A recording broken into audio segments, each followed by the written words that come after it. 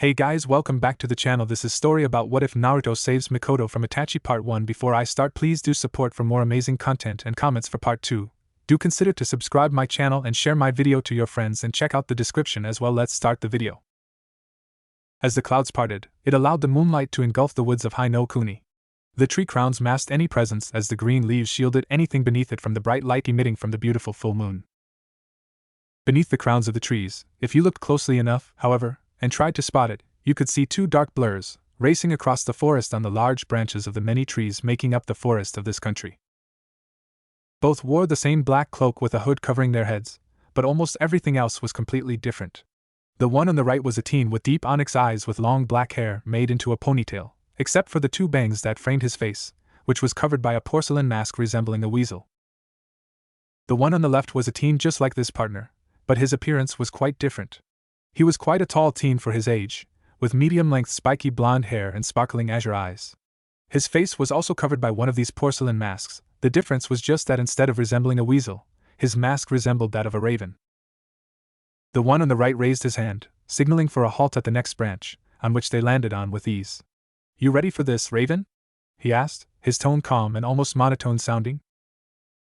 "You know, it's only the two of us here," Itachi the one on the left side as he moved his mask into the palm of his hand, showing his facial features.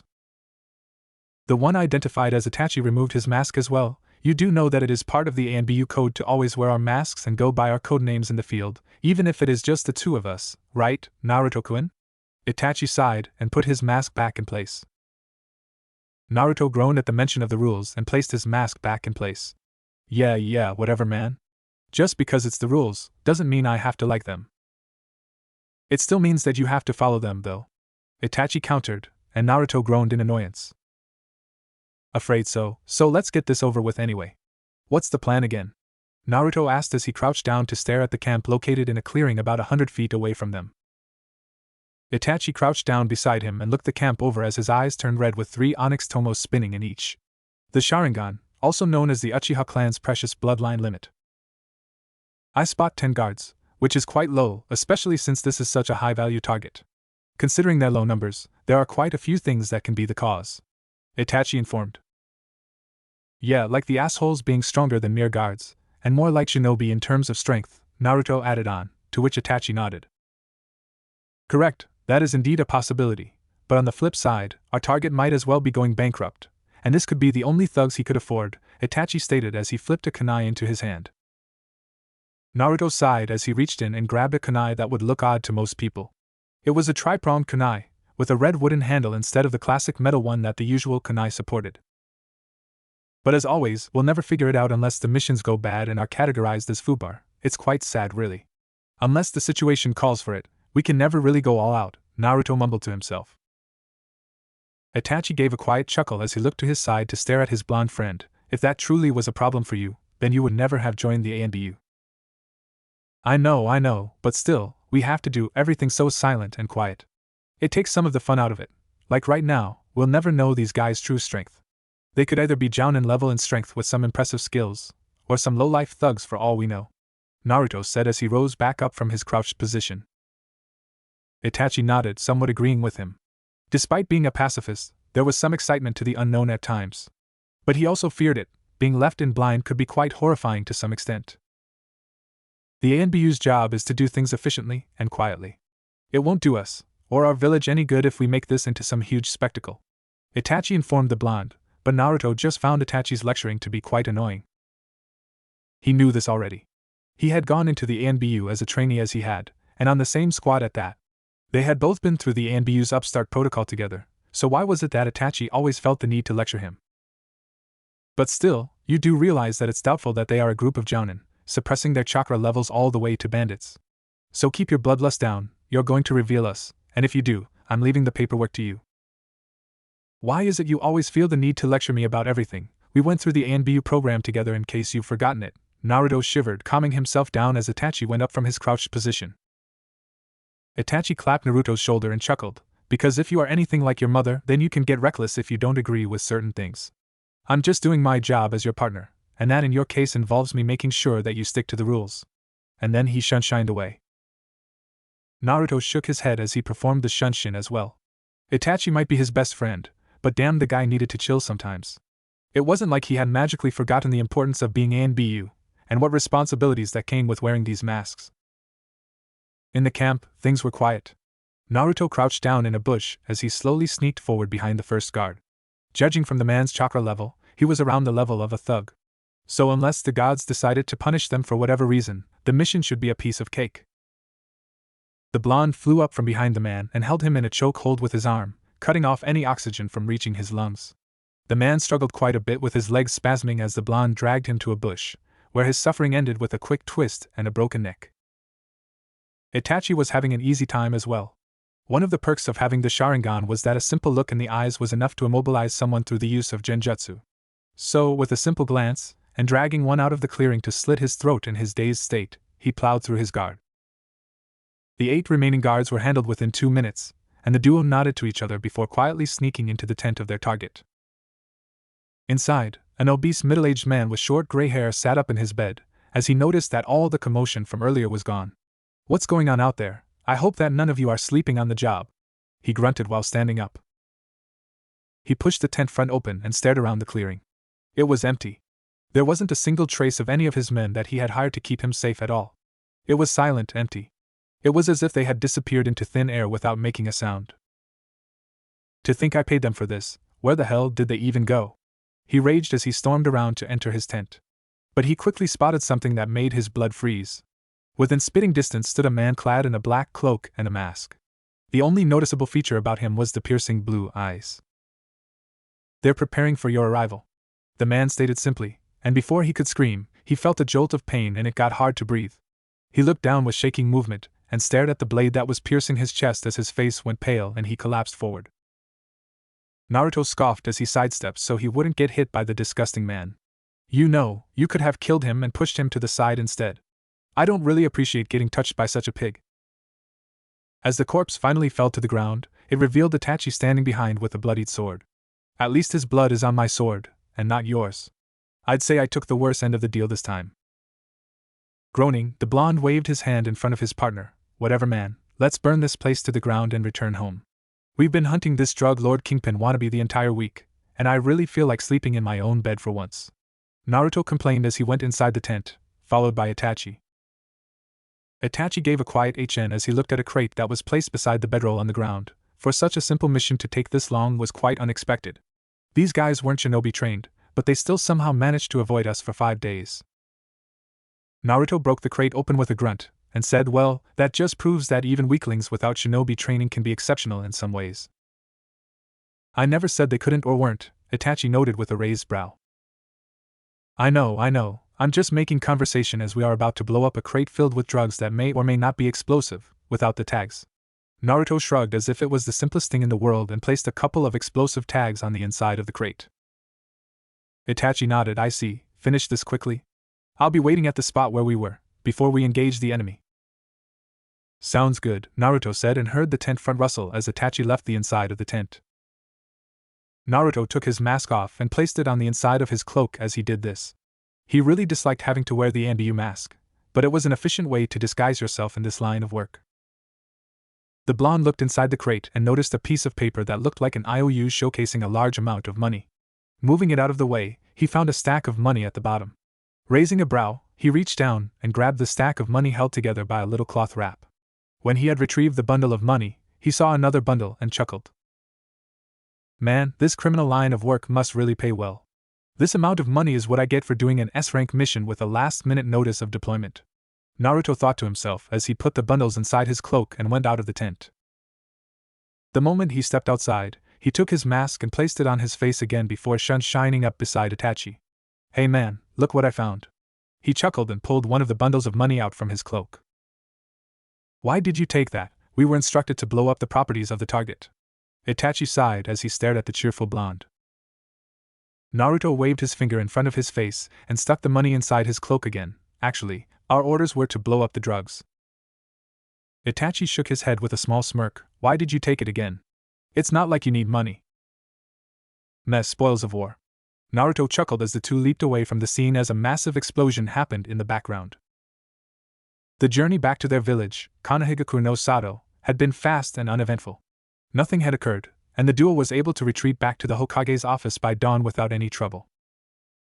The duo landed on the Hokage's floor and kneeled down. "Hokage-sama." They spoke simultaneously, and the old man turned around in his chair while puffing on a pipe. This was Sarutobi Hiruzen, the Sandaime Hokage, also known as the Professor due to various feats he had accomplished in the glory days of his prime. "At ease, you two, drop the masks," he ordered and lifted the pipe away from his mouth with a fond smile. The duo got up from their kneeling position on the floor, and moved the masks away from their faces, and settled for placing them at their hip for the time being. "Mission accomplished, Hokage-sama." Itachi then spoke. Hiruzen nodded and started to write on a piece of paper. "I trust everything went well, and the target dealing harmful drugs in Hai no Kuni has been eliminated, yes?" Naruto took this chance to speak. "Yes, the target has been eliminated, and the crate he was bringing with him was destroyed. Though, I decided to retrieve this from the crate," Naruto informed, and pulled the 2 bundles of money out of his cloak. Hiruzen nodded and took the 2 bundles and placed them in a drawer inside his desk. "Good job, you two. This money will be used for the good of the village. And of course, the 2 of you will receive a generous bonus for bringing these much-needed funds to us. You are dismissed until further notice." The duo nodded and shined out of the office, and landed on top of the Hokage Tower, in which the Hokage's office was obviously located. "I knew it was a good idea to bring the man's money with us," Naruto smirked as he leaned against the railing with his arms crossed.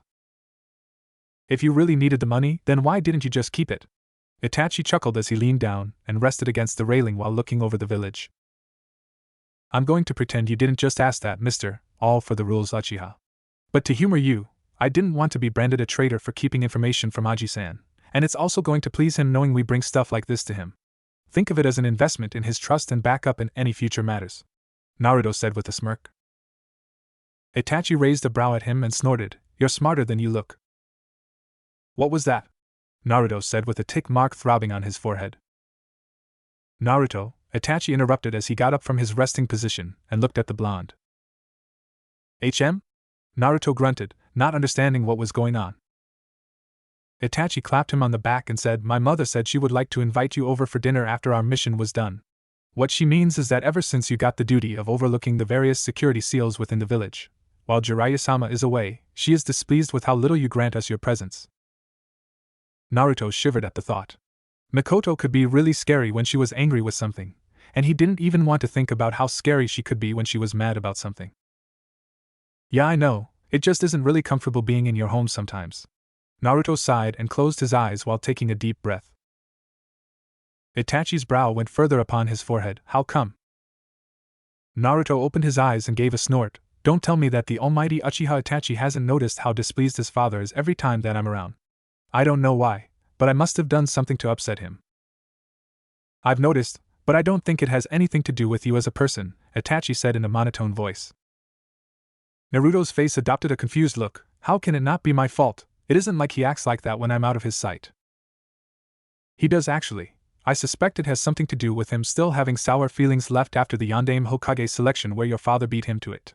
I've heard that Orochimaru was also displeased about the results," Itachi explained to the best of his abilities. Naruto snorted as he palmed his forehead. "So, I get to take the blame for something my father has done. Great, that makes me feel so much better," Naruto said sarcastically while Itachi shook his head. "Anyhow, my mother still wishes to see you for dinner.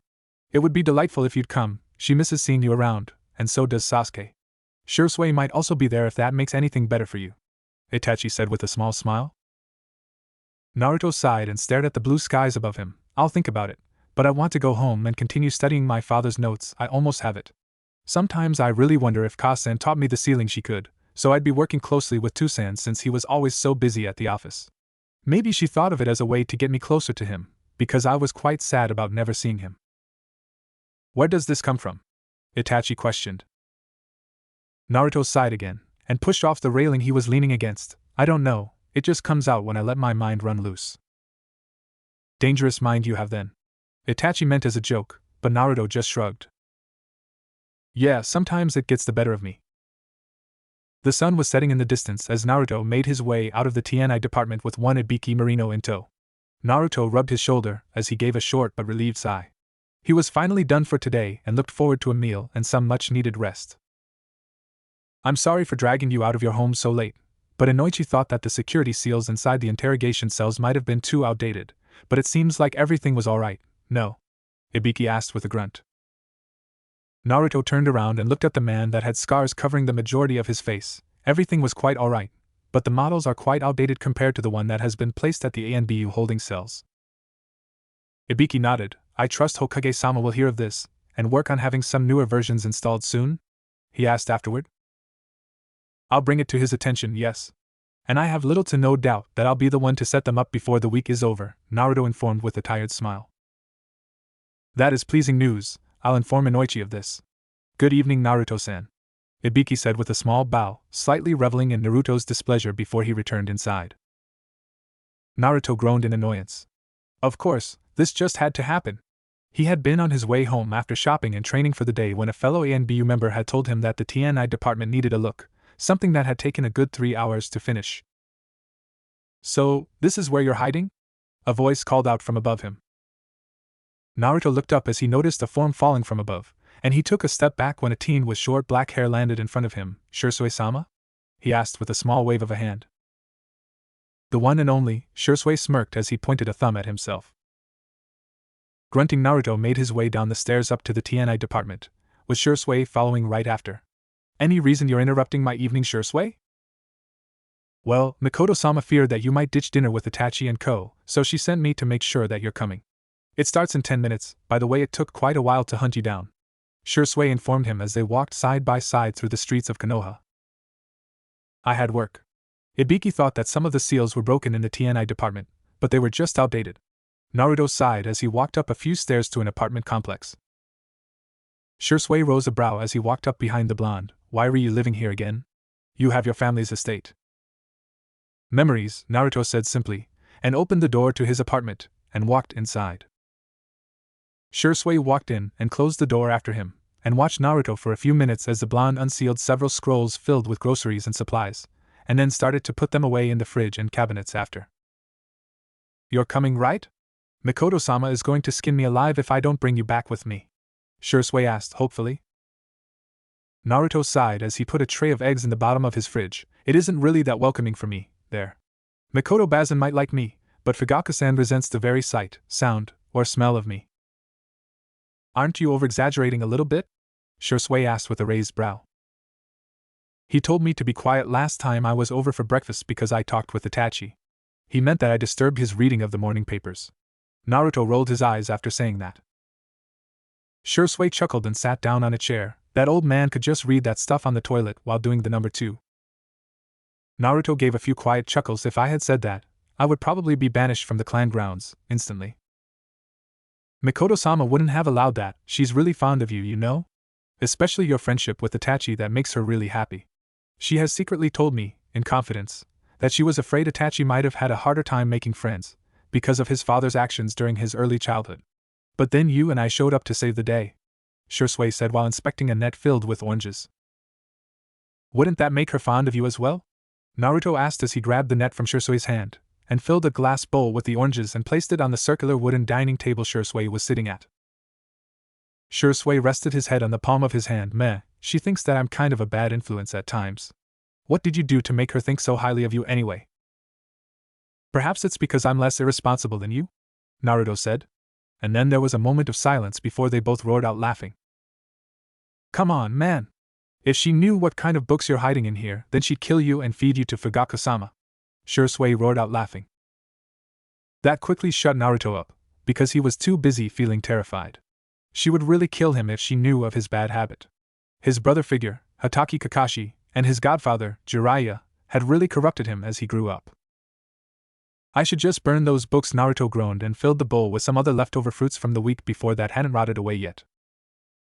Shisui faked a horrified look. No. You can't. Those books are my precious. If you want to throw them away, you could always just give them to me. Rolling his eyes, Naruto turned to stare at Shisui, and you question why she thinks of you as a bad influence. Don't be rude, I'm not the one ditching the family dinners. Shisui winked. Naruto started throwing the empty fruit nets out in a trash can placed in a cabinet under the sink. A family dinner is for family. I don't really qualify as that. Come on. If you aren't family, then what are you? Shisui said in an annoyed tone. The Uchiha clan, well, with the exception of Fugaku, all thought of Naruto as a friend of the family by now. The blonde was quite often present with Itachi after all, either for missions or training, so they had gotten quite familiar with him. Naruto didn't bother to give a response as he went over and turned off the lights. "You coming?" he asked and walked toward the door. Shisui grinned ear to ear and rushed out of the front door. "I knew you wouldn't abandon me." Shisui smiled as he turned around only to get the front door smacked right in his face. And so he stood there, with a twitching eyebrow. He was about to knock on the door when it opened and Naruto walked out. "I'm just kidding, no reason to look so pissed off." He smirked and locked the door and pocketed the key.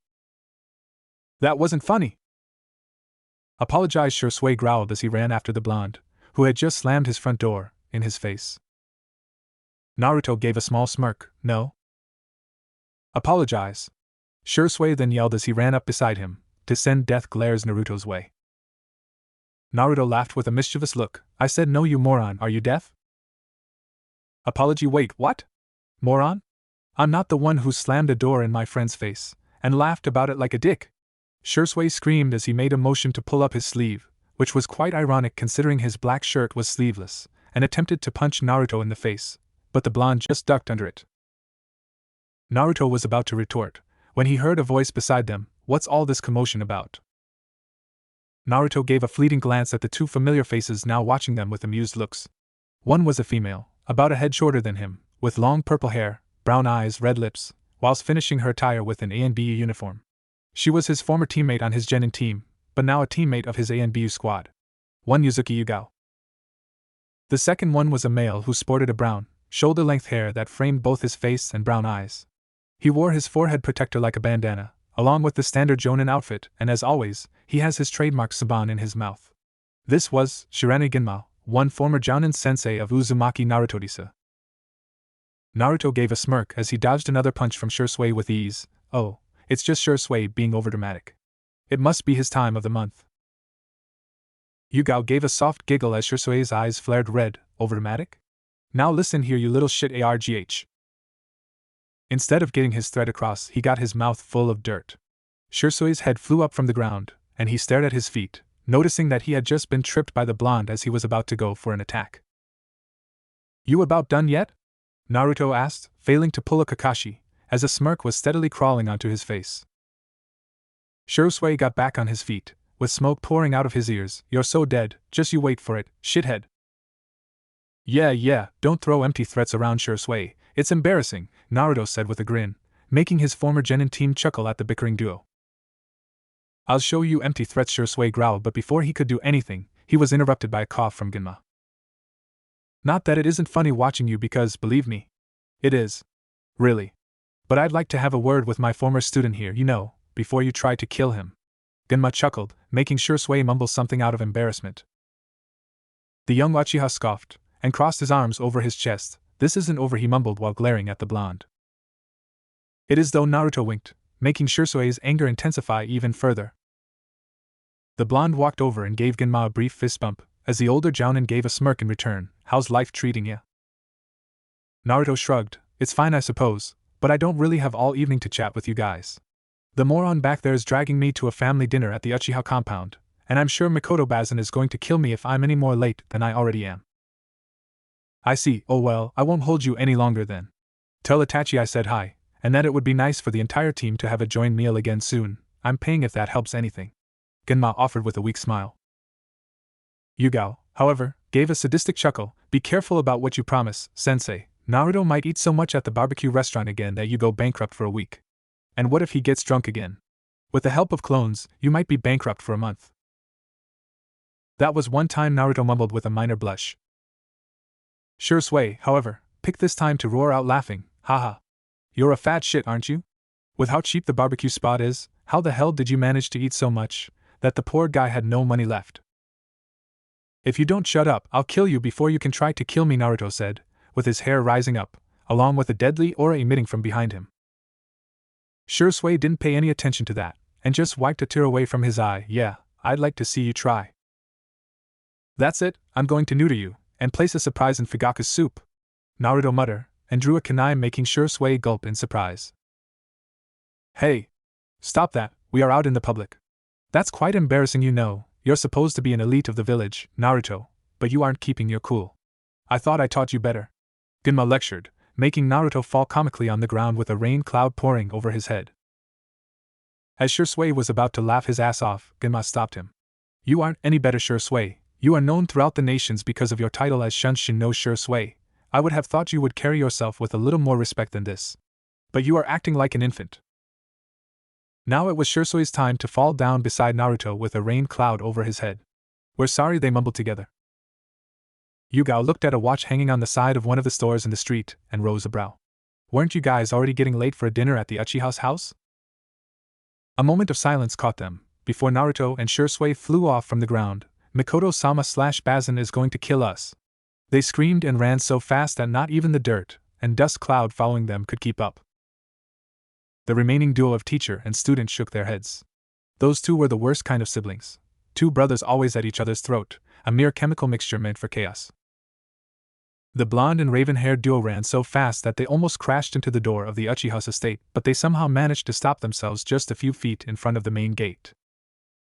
Naruto's was doubled over with his hands on his knees while trying to catch his breath when Shisui heard the sound of rapidly closing in footsteps, of a certain someone coming their way.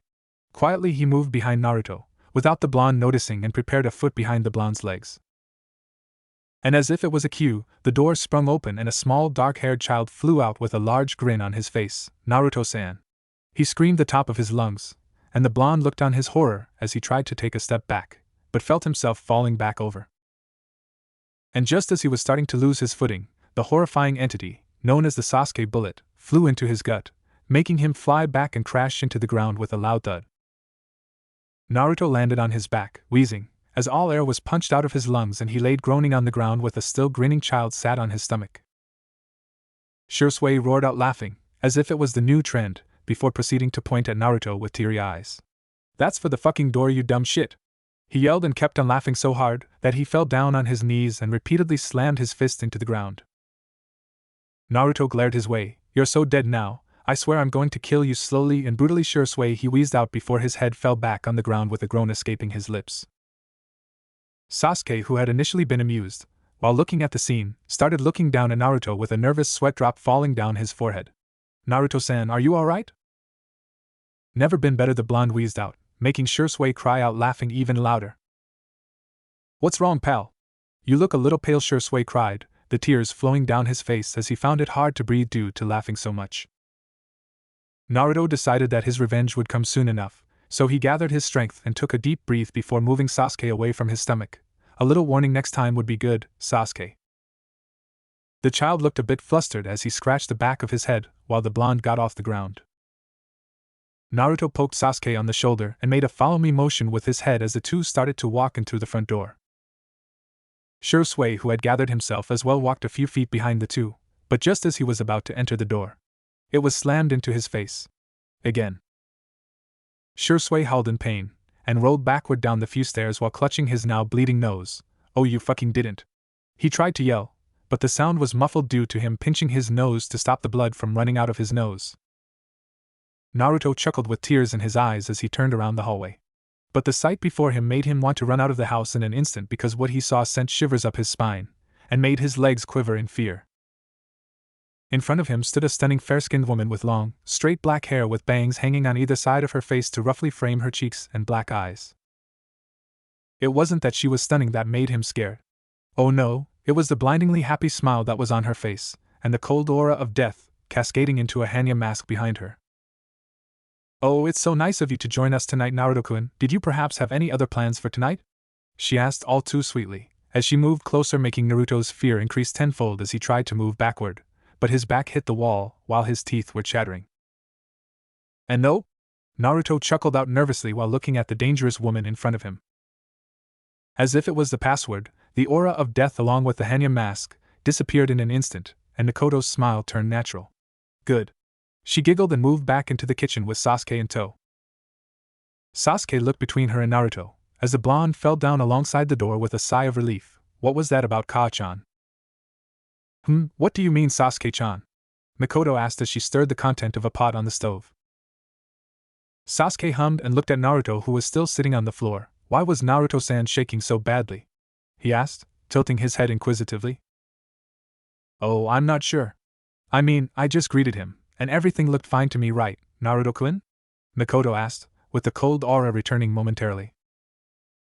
Naruto nodded rapidly as he flew back to his feet, resolutely ignoring his cold sweat drops.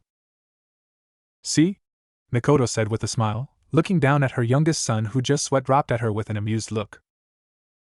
Taking his chance to escape this nightmare, Naruto took off his sandals and snuck into the dining room behind Mikoto's back, just to come eye to eye with one Uchiha Fugaku. Good evening, Fugaku-san. I'm sorry for being late. Naruto apologized, with a small bow. The man's cold eyes stared at him for a few seconds, making Naruto gulp as he feared that what he had predicted before coming here were becoming reality. But his worries seemed to be for naught. It should be alright, my wife isn't done cooking anyway, Fugaku said, as his eyes returned to the papers he had laid on the table. Naruto's brows flew upon his forehead in surprise. Fugaku had just acted casual with him. What kind of witchcraft was this? Is everything alright, Fugaku-san? Naruto asked in a careful manner, as he tried to read the stoic Uchiha clan head's body language. Fugaku looked up with the same stoic face, and asked, why shouldn't it be? Don't know, I was just asking, to be friendly, Naruto explained, making Fugaku nod before his eyes wandered down to his papers again. Naruto shook his head in disbelief and excused himself to go find Itachi. That was odd. Back with Fugaku, the man merely stared with narrowed eyes toward the blonde's back. When dinner had finally been served, Naruto eagerly looked at the dishes in front of them in delight. He had a feeling that he knew why his favorite food was being served, but he wouldn't complain. Nope, not at all. They were all seated around the table now. Fugaku was placed at the end of the table at his usual spot, and Naruto sat with Itachi on his left, and Sasuke on the right, while the latter had his mother in front of him, and Shisui placed to her left. While the table was set with a variety of dishes, Naruto's favorite had to be the fish that had been marinated in miso soup, and for Sasuke's sake, there were several more child-friendly dishes as well, a lot of them involving tomatoes, which were the young Uchiha's favorite thing to eat. Dinner was a quiet affair, everyone was just focusing on their meals until Fugaku decided to say something. So, how'd your mission go? Naruto kept himself from speaking, simply believing that the question was meant for Itachi to answer, which he did. The mission went without trouble. Naruto-kun and I dealt with it in under an hour. The time-consuming part was locating our objective. Itachi answered, making Fugaku nod with a satisfied look. He wasn't smiling, but he didn't look as stuck up as he usually did.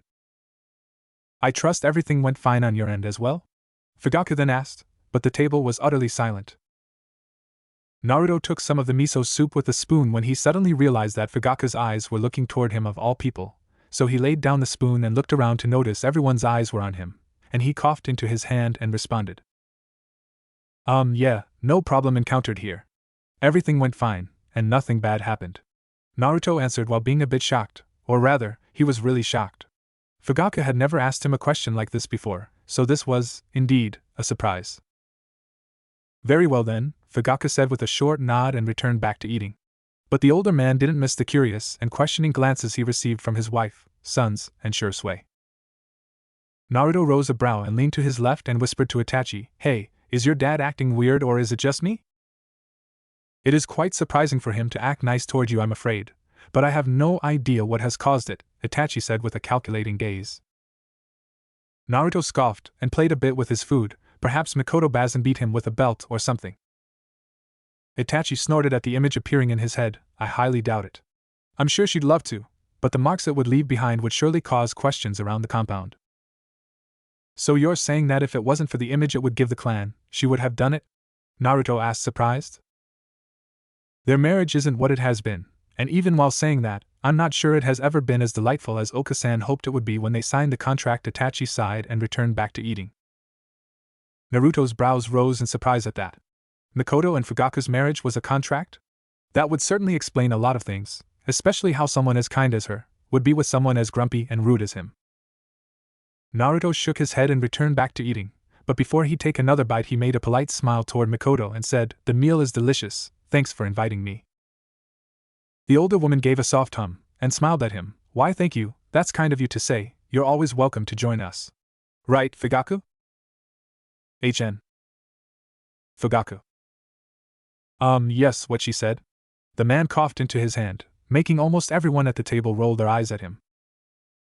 Naruto shook his head, and returned to his conversation. I'll keep that in mind, and I apologize for not being over much these days. I've had a lot going on these days, especially since I've been trying to learn one of my father's jutsu. Anyhow, with such delicious food on the table, you might start throwing me out of the house because I ate it all.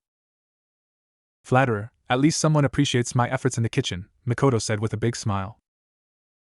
Despite her happy smile, Naruto couldn't miss the glance sent toward the end of the table. Arranged marriage, huh? He pondered and started to see a lot of things he wasn't able to see before. Of course, he wasn't blind and had seen quite a few times when Fugaku and Mikoto didn't agree on things, and arguments had certainly been heated at as well. And it all made him wonder, why did this arranged marriage occur? And why did Mikoto agree to it? Was she the one who requested it? A lot of questions were filling his mind right now, and he was curious about the answers. Fugaku paused for a moment, before continuing on with his dinner, only taking a moment to blink, in disinterest. Dinner continued with idle banter, as it finally came to a close before Fugaku spoke up. Itachi. Shisui. Tonight, there will be a clan meeting. Be sure you attend. After saying as much, and receiving 2 nods in return, he stood up, and took his leave, taking brisk, yet controlled steps, out of the room. Finally, everyone else stood up, with Naruto helping Mikoto with the dishes mostly to appease her wrath, and got ready to leave. Once the dishes were away, Naruto and Shisui began to leave towards the front door, while the rest of the family saw them out. Sasuke was a simple case. He got a quick hug and had already run off to his room as he yelled bye. Itachi shook his head at his little brother's antics. It was quite un-Uchiha-like, but it was a refreshing change. He didn't disapprove, nor did he approve. Safe trip home, don't get into any trouble. Geez Itachi, how much trouble do you honestly believe we can get into on our way home, of all places? Shisui snorted and crossed his arms across his chest. Considering it's the 2 of you, and together, nothing in the village is 100% safe, Itachi smirked, making Shisui's brow twitch. You're just as annoying as Naruto, if not more so, Shisui smirked back, and Itachi just chuckled. As if that was possible. He retorted. I'm standing right here, you bunch of assholes, Naruto growled and elbowed Shisui in the gut. Shisui doubled over, and coughed out, why was I the only one getting hit? Because I don't trust Itachi to be caught off guard. Naruto shrugged. Touche, Shisui wheezed out. Itachi looked on amused as he put out his hand, which Naruto took. Good trip home, don't be a stranger. I won't. I'll see you at our next mission, which hopefully won't be too long before we're deployed again. I'm going to need a good stress relief after tomorrow, Naruto said, and Itachi nodded before he gave his excuses and left as well. Shisui noticed that Mikoto looked at Naruto like she wanted to talk with him, so he quickly bid her farewell and said his thanks for the food before he left, and while he was doing so, he signaled to Naruto that he would be waiting outside. Naruto just nodded in response, before turning back to look at the raven-haired woman. Thanks for inviting me, and for the food obviously. You're an amazing cook, tastes better than anything I could ever make by a long shot. He grinned. Mikoto gave a soft smile, flatterer, but I'm glad you enjoyed it. In a household filled with Uchiha, it's a nice change to hear it, anyhow. Anyhow, it was nice seeing you. I hope you take care, especially for tomorrow. I'll make sure to visit after you've left, as not to intrude. Mikoto said with sorrow-filled eyes. It wouldn't be an intrusion, but that's your choice. Thanks, and see you next time. Naruto responded with his back turned, and waving his hand. Of course, however, personal time is important, especially for tomorrow, she argued back, making Naruto shrug with half-lidded eyes. Anyhow, thanks for today, I enjoyed it very much, Naruto responded, but before he could leave, he was engulfed in a warm hug. As my son said, don't be a stranger. It's displeasing when you stay away, your company is delightful and required, she said with a small grin, making Naruto just scratch his head while being flustered. I'll try to come over more often. Ja any. He waved, which she returned. Naruto walked outside and met Shisui standing up against a nearby lamppost. As the pair began to walk away, the taller of the two spoke up, so do you want me to come with you tomorrow? Taking a deep breath, and a moment to center themselves, a response of, no, I can handle it myself, but thanks, was finally delivered. As the wind flowed through the area swaying his hair along with the leaves, his eyes never left the 3 flat stones in front of him. He was crouched down in a daze, his eyes glazed as if he wasn't there at all. People walked through the area, paying their respects before they left again. It almost seemed like he had been there the entire day to most people, which he had. He had been sitting in the same position since dawn, not moving a muscle. The 3 stones in front of him were what he had been focusing on before he lost himself to his train of thoughts. The first 2 stones had 2 names, engraved names that had once meant a lot to him. They still did, perhaps even more so now. Uzumaki Kushina. Namikaze Minato. He still remembered it as if it happened yesterday. An impressive feat, considering he had only been 5 when it had happened. The emotions he felt, the terror he experienced, it was burned into his memory. The last stone had an entirely different name engraved. It was a smaller stone, placed in the middle of the 2 other ones. Uzumaki Menma. That name. It saddened him the most. It was a person that died too early. A person. His life had been over before it began. He never managed to live or experience anything besides death. Menma Uzumaki, it was his little brother. It was a boy that should have meant the world to him around now. He mourned his loss, but he mourned the loss of never getting the chance to know him better. Maybe it made him cold that he didn't miss him that much, but it was hard to miss someone you never knew. He could only miss and grieve over what he wanted them to be. Siblings. He had smiled the day that he had heard his mother proudly proclaim that she was pregnant again. He had wanted to grow up strong, to protect the unborn child inside her. He wanted to be strong, brave, and loving for the kid that would, at some point after 10 months, become his sibling. He had wanted to be able to teach him so much. His training had started early, and he had worked hard so that he could be somebody that his little sibling would be proud of. But he never managed to figure out if he would be proud of him. Because he died. Just like his parents. He wondered every day if they were watching him and if they were proud or ashamed of him. He mostly believed it was the latter, because, despite the love a parent always would have for their child, he had failed that night. They had died right there in front of him, gasping their last words out in from him, while he was unharmed. He had done nothing as they died, he had tried, but he had been too scared to move. If anything, his only actions had caused their death. He had only seen his little brother alive for a few minutes. He had failed to do the one thing that was required of him. If anything, he has caused the death of the very person that he was responsible for protecting. If only he hadn't screamed. Naruto shook his head, trying to avoid thinking about his nightmares as he looked up at the skies. It was around noon now. He had been here since dawn. Getting down on his knees, he noticed his muscles crying in discomfort. He had been crouched in an uncomfortable position for over 6 hours after all. He leaned forward and folded his hands on the ground while leaning his forehead down to rest it on top of his fingers. I'm sorry for my failure. There isn't even one day that goes by where I don't regret being the cause of your deaths. I'm sorry I wasn't the son or brother you needed in the end. Sitting back up, his gaze fell upon the bundle of flowers that he brought with him, the same bundle of flowers that he brought every year. A white rose and carnation, a crimson rose, surrounded by a purple and blue hyacinth, and lastly, 3 daisies for each of them. Wiping his tears away as he stared, once more, at the graves in front of him, I understand if you'll never forgive me, I wouldn't forgive myself either. Just promise me that you are together up there, taking care of each other. As he opened his mouth to say something else, he was interrupted by someone's voice beside him. You know, I'd kick your ass if it was my grave that you were sulking in front of. You'd be scaring all the hot girls away. Naruto absently looked up with a blank face. It was Shisui standing there. But the expression on his face was unusual. Despite him smiling, the smile was sad and filled with sympathy. Taking a deep breath, Naruto decided to prod him. What are you doing here, Shisui? I recall myself saying that I'd do this on my own, he asked in a monotonous voice. And you should know that I'm a better friend than that. You're hurting, man. What kind of friend would I be if I let you cry on your lonesome? I kept my distance for a while so you could have your personal time, but after a while, it was clearly obvious that you were just torturing yourself by staying. How many times must you be reminded that what happened was never, and never will be your fault? Shisui asked, with a stern gaze. Naruto's eyes glossed over as he returned to staring at the gravestones in front of him. Specifically his little brother's. But it was my fault. If I had just stayed away, or better yet, kept myself quiet, I failed him. After a second, Naruto's eyes widened as he was sent flying to the ground with his cheeks stinging. Had the bastard just punched him? What the hell? Naruto snarled as he looked at Shisui, but was shocked to find an enraged expression on the teen's face. Before he could do anything, he was picked up by the collar. How can you say that you failed him? True, you might have made a mistake, but what could you have done? You were just 5 years old, man, you were just a kid. But you have been here, every single year on the anniversary of both his birth and his death, since it happened.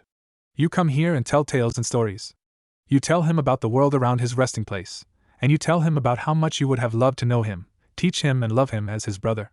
Do you honestly believe he could ever wish more from you? Shisui asked, his voice quiet now as he put the blonde down. Naruto gave a dry chuckle and looked at the graves. I just miss them so much. Shisui put a hand on top of his shoulder and sighed. I miss my parents too, but there is nothing we could or can do to change what had happened. Now the only thing we can do is hope that they are together wherever they are, and make sure to visit them to let them know that we're okay and that they shouldn't worry about us. I guess you're right. Thanks, I think I needed a wake-up call. Naruto admitted and tried to rub the tear stains from his face. Shisui gave a sly smirk. Oh, no worries, I'll gladly punch you whenever I get the chance. You just had to ruin it, didn't you? Naruto asked in a deadpan, as his eyebrows began to twitch. I have no idea what you're talking about. A day later. In the Hokage's office, Hiruzen dropped a folder on his desk with a heavy sigh.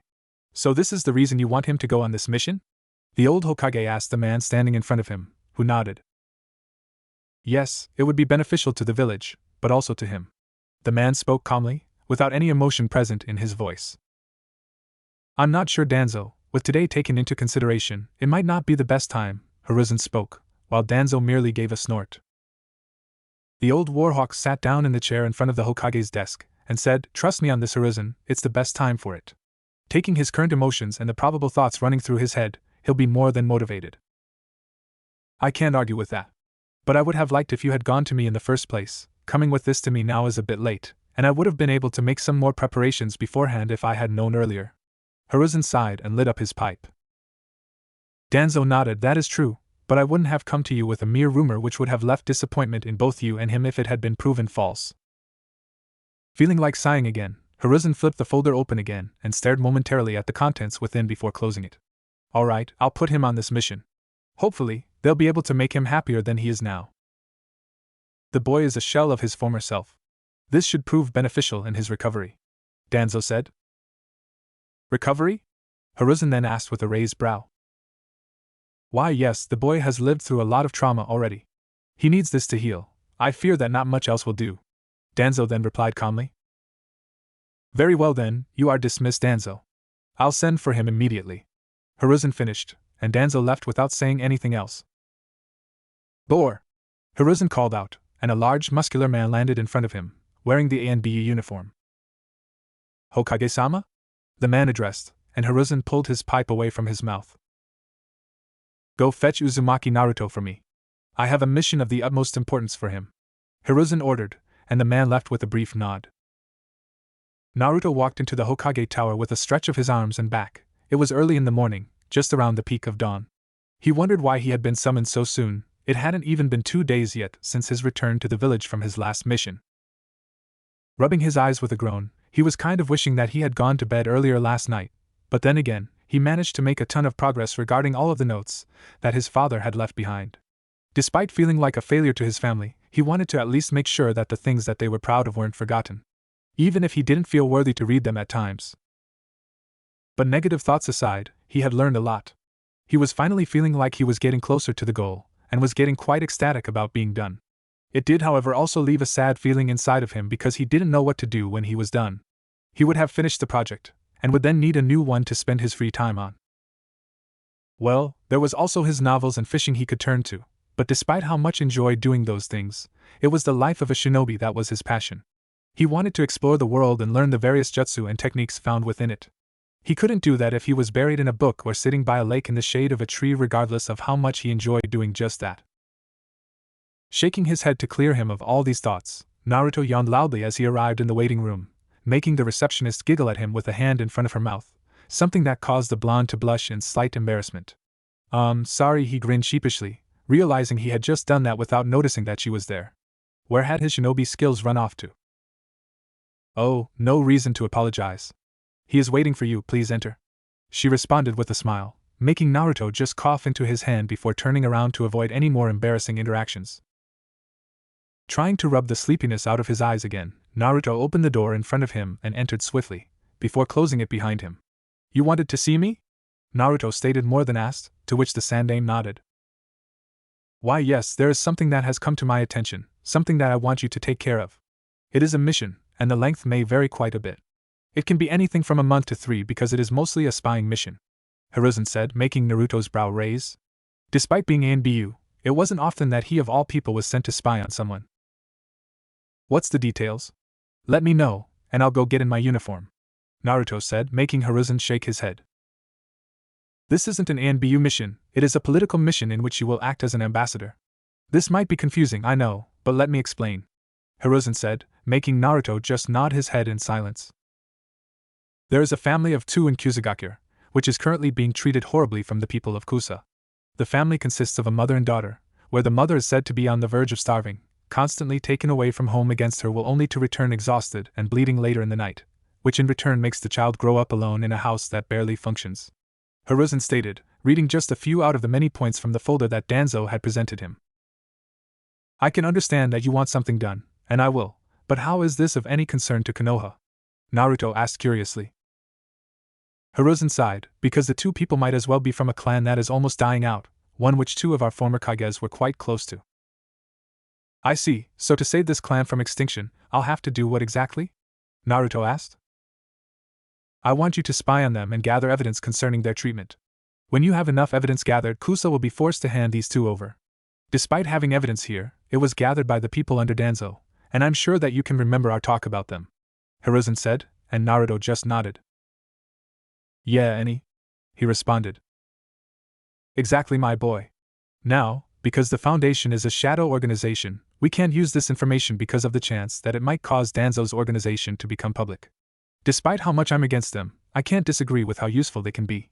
This, for example, would never have come to my attention without their help, Hiruzen admitted. Naruto sighed and asked, anything you can tell me about the people I'm supposed to watch? Hiruzen this time smirked. Oh, you'll know enough from the moment you lay eyes on them. And I'm sure it will also grant you more than enough motivation to see this mission a success instead of a failure. I trust that you'll take care of this?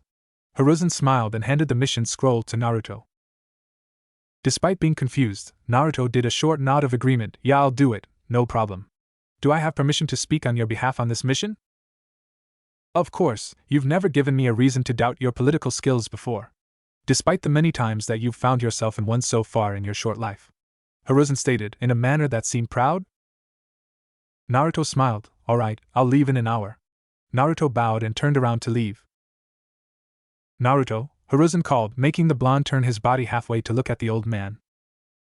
Let's do a training session when you get back. I want to see how good you've gotten. You got it, I'll blow that hat off your head, no worries, Naruto smirked, and left in a Shenshin. Despite being told that it wasn't an ANBU mission, Naruto still clad himself in his ANBU uniform with the exception of the mask. Since the uniform was purchasable in almost every shinobi store, it didn't matter much if he wore it on this mission. The only thing making an ANBU official was his mask and tattooed emblem. Pushing his sword into its sheath placed on the ANBU vest's back, Naruto reached for his mask, but then remembered that he didn't have to wear it for this mission. So he made a short, mental, victory dance, before grabbing a dark gray cloak with a hood and swinging it across his shoulders and buttoning its collar. His reason for wearing this was simple. In the off chance that he was found out during the spy session of his mission, he could somewhat escape without having to reveal his identity. Normally, some people could show their face and still make it away, but considering how recognizable his face was, it was very unlikely that nobody would put 2 and 2 together and figure out who he was. Looking into his fridge, Naruto frowned heavily. I just bought all this food, and now I have to throw it out when I return. I should make a seal to make my food stay fresh for even longer. Naruto grunted, and closed his fridge as he grabbed a notepad on the dining table. The idea he had wasn't half bad, so he settled for writing it down for now, and decided to work on it sometime after he got home again. He already had a foundation to work with, thanks to the standard preservation seal. Hopefully, this wouldn't take 3 months. Mikoto would kill him for staying away from them for that long. There's only so much leeway that his love for sealing will give him, and being distracted with the project for multiple months is well past that point, according to Mikoto Bazin. Maybe he should visit the compound and tell her in person. That way it couldn't get too bad since she would know what he was up to, after all. Then again, that would probably lead to her finding a way to distract him. Since this seal isn't as important, she'd probably tell him to just eat over at the compound and forget the, clearly, unnecessary seal. Chuckling at the thought, Naruto closed the fridge and went out the front door, followed by shutting and locking it behind him. Walking down the stairs, he sighed and took a sharp turn toward the Uchiha compound in the distance. He wanted to at least tell them about his missions in person so that they wouldn't have to think that he was avoiding them or something that outrageous. Leaping over the market district, Naruto landed in front of the gates leading into the Uchiha compound. But he was raising a brow when an arm moved in front of him. Looking to his left, he stared at the gate guard that blocking his entrance to the compound. "Is there a problem, Daiki?" Naruto asked calmly, as the large man going by the name of Daiki stared down at him with a colder glance than what he was used to. Because of Naruto's frequent visits, he had gotten what most people would call a free pass into the Uchiha clan's compound. He had never been stopped like this, so this was quite strange indeed. "State your name and reasons for entering," Daiki responded in a monotone voice, making Naruto's brows raise further upon his forehead in great surprise. "As you know, my name is Naruto. Uzumaki Naruto, in case that somehow also slipped your mind. You might want to get a doctor's appointment to check that head of yours if you somehow have forgotten it after all the years I've come here. And I'm here to tell Mikoto Bazin that I'm leaving for a long-term mission. So can I please enter now?" Naruto sighed, looking at the man as if he had lost his head. Daiki snorted at the cocky comment, and said, "Show Mikoto-sama some respect, and we might consider letting you in to talk with her." "Okay, now this was some bullshit. Oh great Daiki-sama, please let me enter to speak with Mikoto-hime." Before Naruto knew it or Daiki could burst out in anger, the blonde was pushed through the gate from behind. "Stand down, fellas, Blondie is with me." Naruto immediately recognized the voice, and stared at his daily pain in the ass. Shisui. Shisui jogged up beside him with an amused gaze. "What was that about?" "You tell me, I just wanted to enter so I could speak with you guys. But Daiki is being an even greater asshole than normal," Naruto said with a calculating look. Was every Uchiha acting odd these days? Shisui snorted and intervened his fingers behind his head as he walked. Well, he might have a stomach ache. He ate quite an exorbitant amount of food at the clan meeting yesterday. Serves him right then, he's being an asshole. Touché. The two walked in silence until they reached the main estate, when Shisui asked, "Yo, what did you want to tell us by the way?" Naruto looked to his side and shrugged. "I have an extended political mission, that's all I can say for now. I might be gone for a month, maybe 3 months. It could be more or less, that depends on how long it takes for this matter to be solved. Considering it's a political matter, and you're a representative from Konoha, it shouldn't take too long. Konoha has a lot of pull in political matters, it should be a walk in the park." Shisui reassured and clapped the blonde on the shoulder. "Let's hope that's true because I'm going to be bored out of my mind otherwise." Naruto groaned with an annoyed expression, with his lips pressed together to form a line. Shaking his head, Shisui reached for the doorknob, but stopped and smirked as he looked at Naruto. "Wanna bet on how far she is going to throw you?" Naruto's eyebrow ticked at that. Why would she throw me at all? Shisui shrugged with an innocent look. "Oh, maybe because you just got back and are already leaving for maybe 3 months? Naruto gulped. "Shit, wait a minute then. I need to." But Shisui acted like a deaf person, and all but kicked the door open. "Mikoto-sama. I'm here, and I brought Naruto with me." "You did that on purpose?" Naruto grunted as the color slowly drained from his face, and Shisui just winked at him. Stepping inside, Naruto and Shisui took their sandals off and spotted the raven-haired woman stepping around the corner in a cooking apron. "Good, then I'll set a plate for one more for lunch." She smiled sweetly. Shisui then turned and smirked at a sweating Naruto, who was adjusting the collar of his cloak uncomfortably. I can't stay. I'm just here to let you know that I'm going to leave on another mission today." Mikoto frowned heavily at that. "But you just got back?" "I'm afraid I have to, it's a political mission. I was selected for this mission," Naruto answered with a sigh. "Shouldn't Itachi be with you then?" Mikoto asked confused, and Naruto just shook his head. "Nah, it isn't NBU," he replied, making her take a deep breath before sighing heavily. "I guess it can't be helped then. When will you be back then?" she asked, hoping that it wouldn't be that long. Naruto gulped and scratched the back of his head. Aji-san told me that the length can vary. It can take all the way from a month to 3 months. 3 months? She yelled while getting all up in his face. "Yeah, it's not that bad." Naruto nodded in response. Stepping back, Mikoto crossed her arms and stared at the blonde teen. Not that bad, Naruto, you just got home. You need to take a break." I will. Just when I get home." He chuckled dryly. Mikoto gave an annoyed sigh, and dropped her arms back down as she walked into the kitchen. "You men are hopeless creatures." Shisui raised a brow at that. "Hold on, how is now on all of us men because Blondie can't figure out how to take a break?" Because both him, Itachi, and you never ever take a break. You three are constantly either training, going on missions, or doing something else taxing. When was the last time you just sat down and read a book or took a simple walk? She asked skeptically. But that's boring, Shisui groaned out with a roll of his eyes. You just proved my point. The woman snorted and walked into the dining room with today's lunch. Shisui gaped a little at that, trying to find a comeback when he was suddenly clapped on the back by Naruto. Well done, moron. Who the hell are you calling a moron, you idiot? Shisui yelled, but his sudden retort had a completely different effect than what he had intended because Naruto had already disappeared from behind him, so Shisui had just yelled at himself through the mirror that was placed in the hallway. Naruto in the meantime had entered the dining room and gave a short but respectful bow toward Fugaku, who was seated at the end of the table. Fugaku-san, he greeted, and the man nodded in return. Naruto-san, he responded back and waited for further words coming from the blonde. The look on his face told him that there was something that he wanted to say, after all. Could I please speak with Itachi in private for a minute?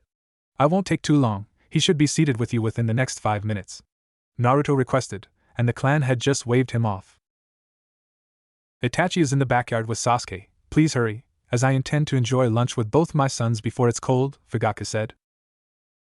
Naruto nodded and walked out through the glass sliding door leading toward the backyard, which was already open, while still trying to figure out what he had done for Fugaku to act nicer than he had been able to before. Shaking his head free of those thoughts, Naruto gave a short wave as the raven-haired brother duo spotted him. So, this is where you're hiding? Itachi snorted, and rose a brow at him. What's with the cloak? I got a new mission, I'm leaving in just about 10 minutes. I came by to say it in person, thought it was the least I could do. Naruto informed, and Itachi's brow remained on his forehead. Don't you mean we got a mission? And if that's the case, I'm honestly baffled since I haven't received a word about it. Itachi responded with confusion evidently dripping from his monotone words. Naruto shook his head with a small smirk, afraid not, it is a political matter, and for some odd reason I've been picked for it. I must say I'm surprised as well. You're the last person I would pick for a delicate political matter, Itachi said with a small smirk. Naruto's sweat dropped at that. Geez, thanks for the trust. Itachi shook his head. On a serious note, I'm sure you'll be fine. How long will you be away from the village? Most likely between 1 and 3 months, Naruto said back. And my mother is okay with that? Itachi asked in shock. Naruto chuckled bitterly. I wouldn't say that. Oh, the silent treatment? Itachi then questioned. It's more like she left after she heard all that she needed to hear, Naruto said and shrugged. Itachi gave a bitter laugh at that, and placed a hand on his hip, while patting Naruto's shoulder with his remaining hand. I suggest you come back with a souvenir. Why? Naruto asked, his brows flying upon his forehead. Let me just say it in a simple way. This is the first phase of my mother starting to give you the silent treatment. So unless you want to live through phase 2 and 3 of her being mad at you, I suggest getting her a gift, as that might be an option for getting her into a good mood again. Itachi finished, and Naruto mentally noted this down as the largest amount of words he had ever heard Itachi say in one go. Alright, I'll keep that in mind while I'm there. Naruto nodded and crouched down to look at Sasuke. And I trust you'll keep your family safe while I'm away? Naruto winked, making Sasuke nod with a big smile. Sure. Somebody's got to do it, Sasuke said, making the two older teens chuckle a bit.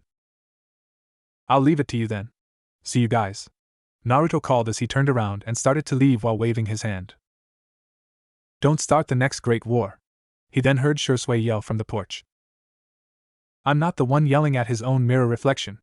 Naruto yelled back and vanished in a shunsh in the instant he saw the enormous tick mark on Shisui's forehead appear, one that would predate a large outburst. With Itachi, several hours later. The raven-haired teen kept a blank face as he kneeled down in the middle of the room. He kept his eyes locked on the floor as he heard the Hokage speak. All right, I've informed the people here about the crucial information that you needed to share in greater detail, Hiruzen said, and Itachi raised his head to look at the people that Hiruzen had selected as his advisors. More specifically, it was his old teammates. This claim is quite outrageous. Are you absolutely sure that the Uchiha clan is committed to this course of action? Koharu asked, looking down at Itachi from her seat. Itachi nodded briefly. Hi, the Uchiha clan is very devoted to this cause already. It required no more than the first and second meeting to confirm this. While they had had a meeting the night where Naruto was there, they had also had one in the morning. This can prove bad for us and the village. What course of action should we take, Hiruzen? Hamura asked as he adjusted his glasses. Hiruzen sighed and tried to respond, but Koharu beat him to it. Isn't it obvious? If they are going to start a revolution and usurp our power, we should have no choice but to judge the Uchiha as traitors of Konoha. Hiruzen intervened, and said, Please wait, Koharu, don't rush to such a decision just yet. However, Hiruzen, from what I can understand already, the Uchiha clan will not be dissuaded, and since that is, in fact, the case, we have to take measures to avoid mayhem. That includes innocent children too, Danzo said, looking at Hiruzen with a narrowed eye. Don't say such things in front of Itachi. Besides, a battle against the Uchiha would be far from an easy task. We must plan our strategy very carefully. Hiruzen reminded, but Itachi was as blank as it had been when he had entered the room. We're in a race against time here. We are to strike them preemptively before they can make their first move. If we both join forces and use our respective black ops to launch a surprise attack on the Uchiha from behind, we'll end this fast. Danzo stated casually, making Hiruzen grimace. The Uchiha are comrades in arms. We need to watch them for a while longer than just hearing about 2 meetings, Danzo. They might withdraw, and we can avoid unnecessary bloodshed. And anyhow, I would like to use words first before violence. I'll come up with a strategy. Hiruzen finished with Danzo and turned toward Itachi. Itachi, it doesn't have to be for long, but please buy me as much time as you can. He finished, and Itachi nodded. For the sake of the village, as well as the Uchiha, I will go beyond my limits. Naruto sighed quietly as he finally reached his destination. It had been around a day. He had traveled at the fastest speeds that he could without getting too exhausted. Landing on a branch, Naruto crouched down and looked over the grass fields of Kusagakure no Sado. After a moment, he reached into his cloak, grabbing a picture and holding it up to compare it with his surroundings. And there were already bad signs that made him frown. The house he was supposed to watch, he'd guess, was located over 500 yards away from Kusa's main wooden wall surrounding their village. The house itself was practically in shambles. The only lighting in the house was candles. There were no signs of lamps or anything inside the house. At least from what he could see from his position. There was a well beside the house as well, suggesting that their water was coming from there and not the village's pipelines. The next thing he noticed was the shitty condition that the house was in. It was built with boulders and cement, definitely not the work of a professional. The roof was constructed from dried straws, with no hint of insulation underneath. The windows were cracked, with some even being broken. How can they live like this? Are they really that poor?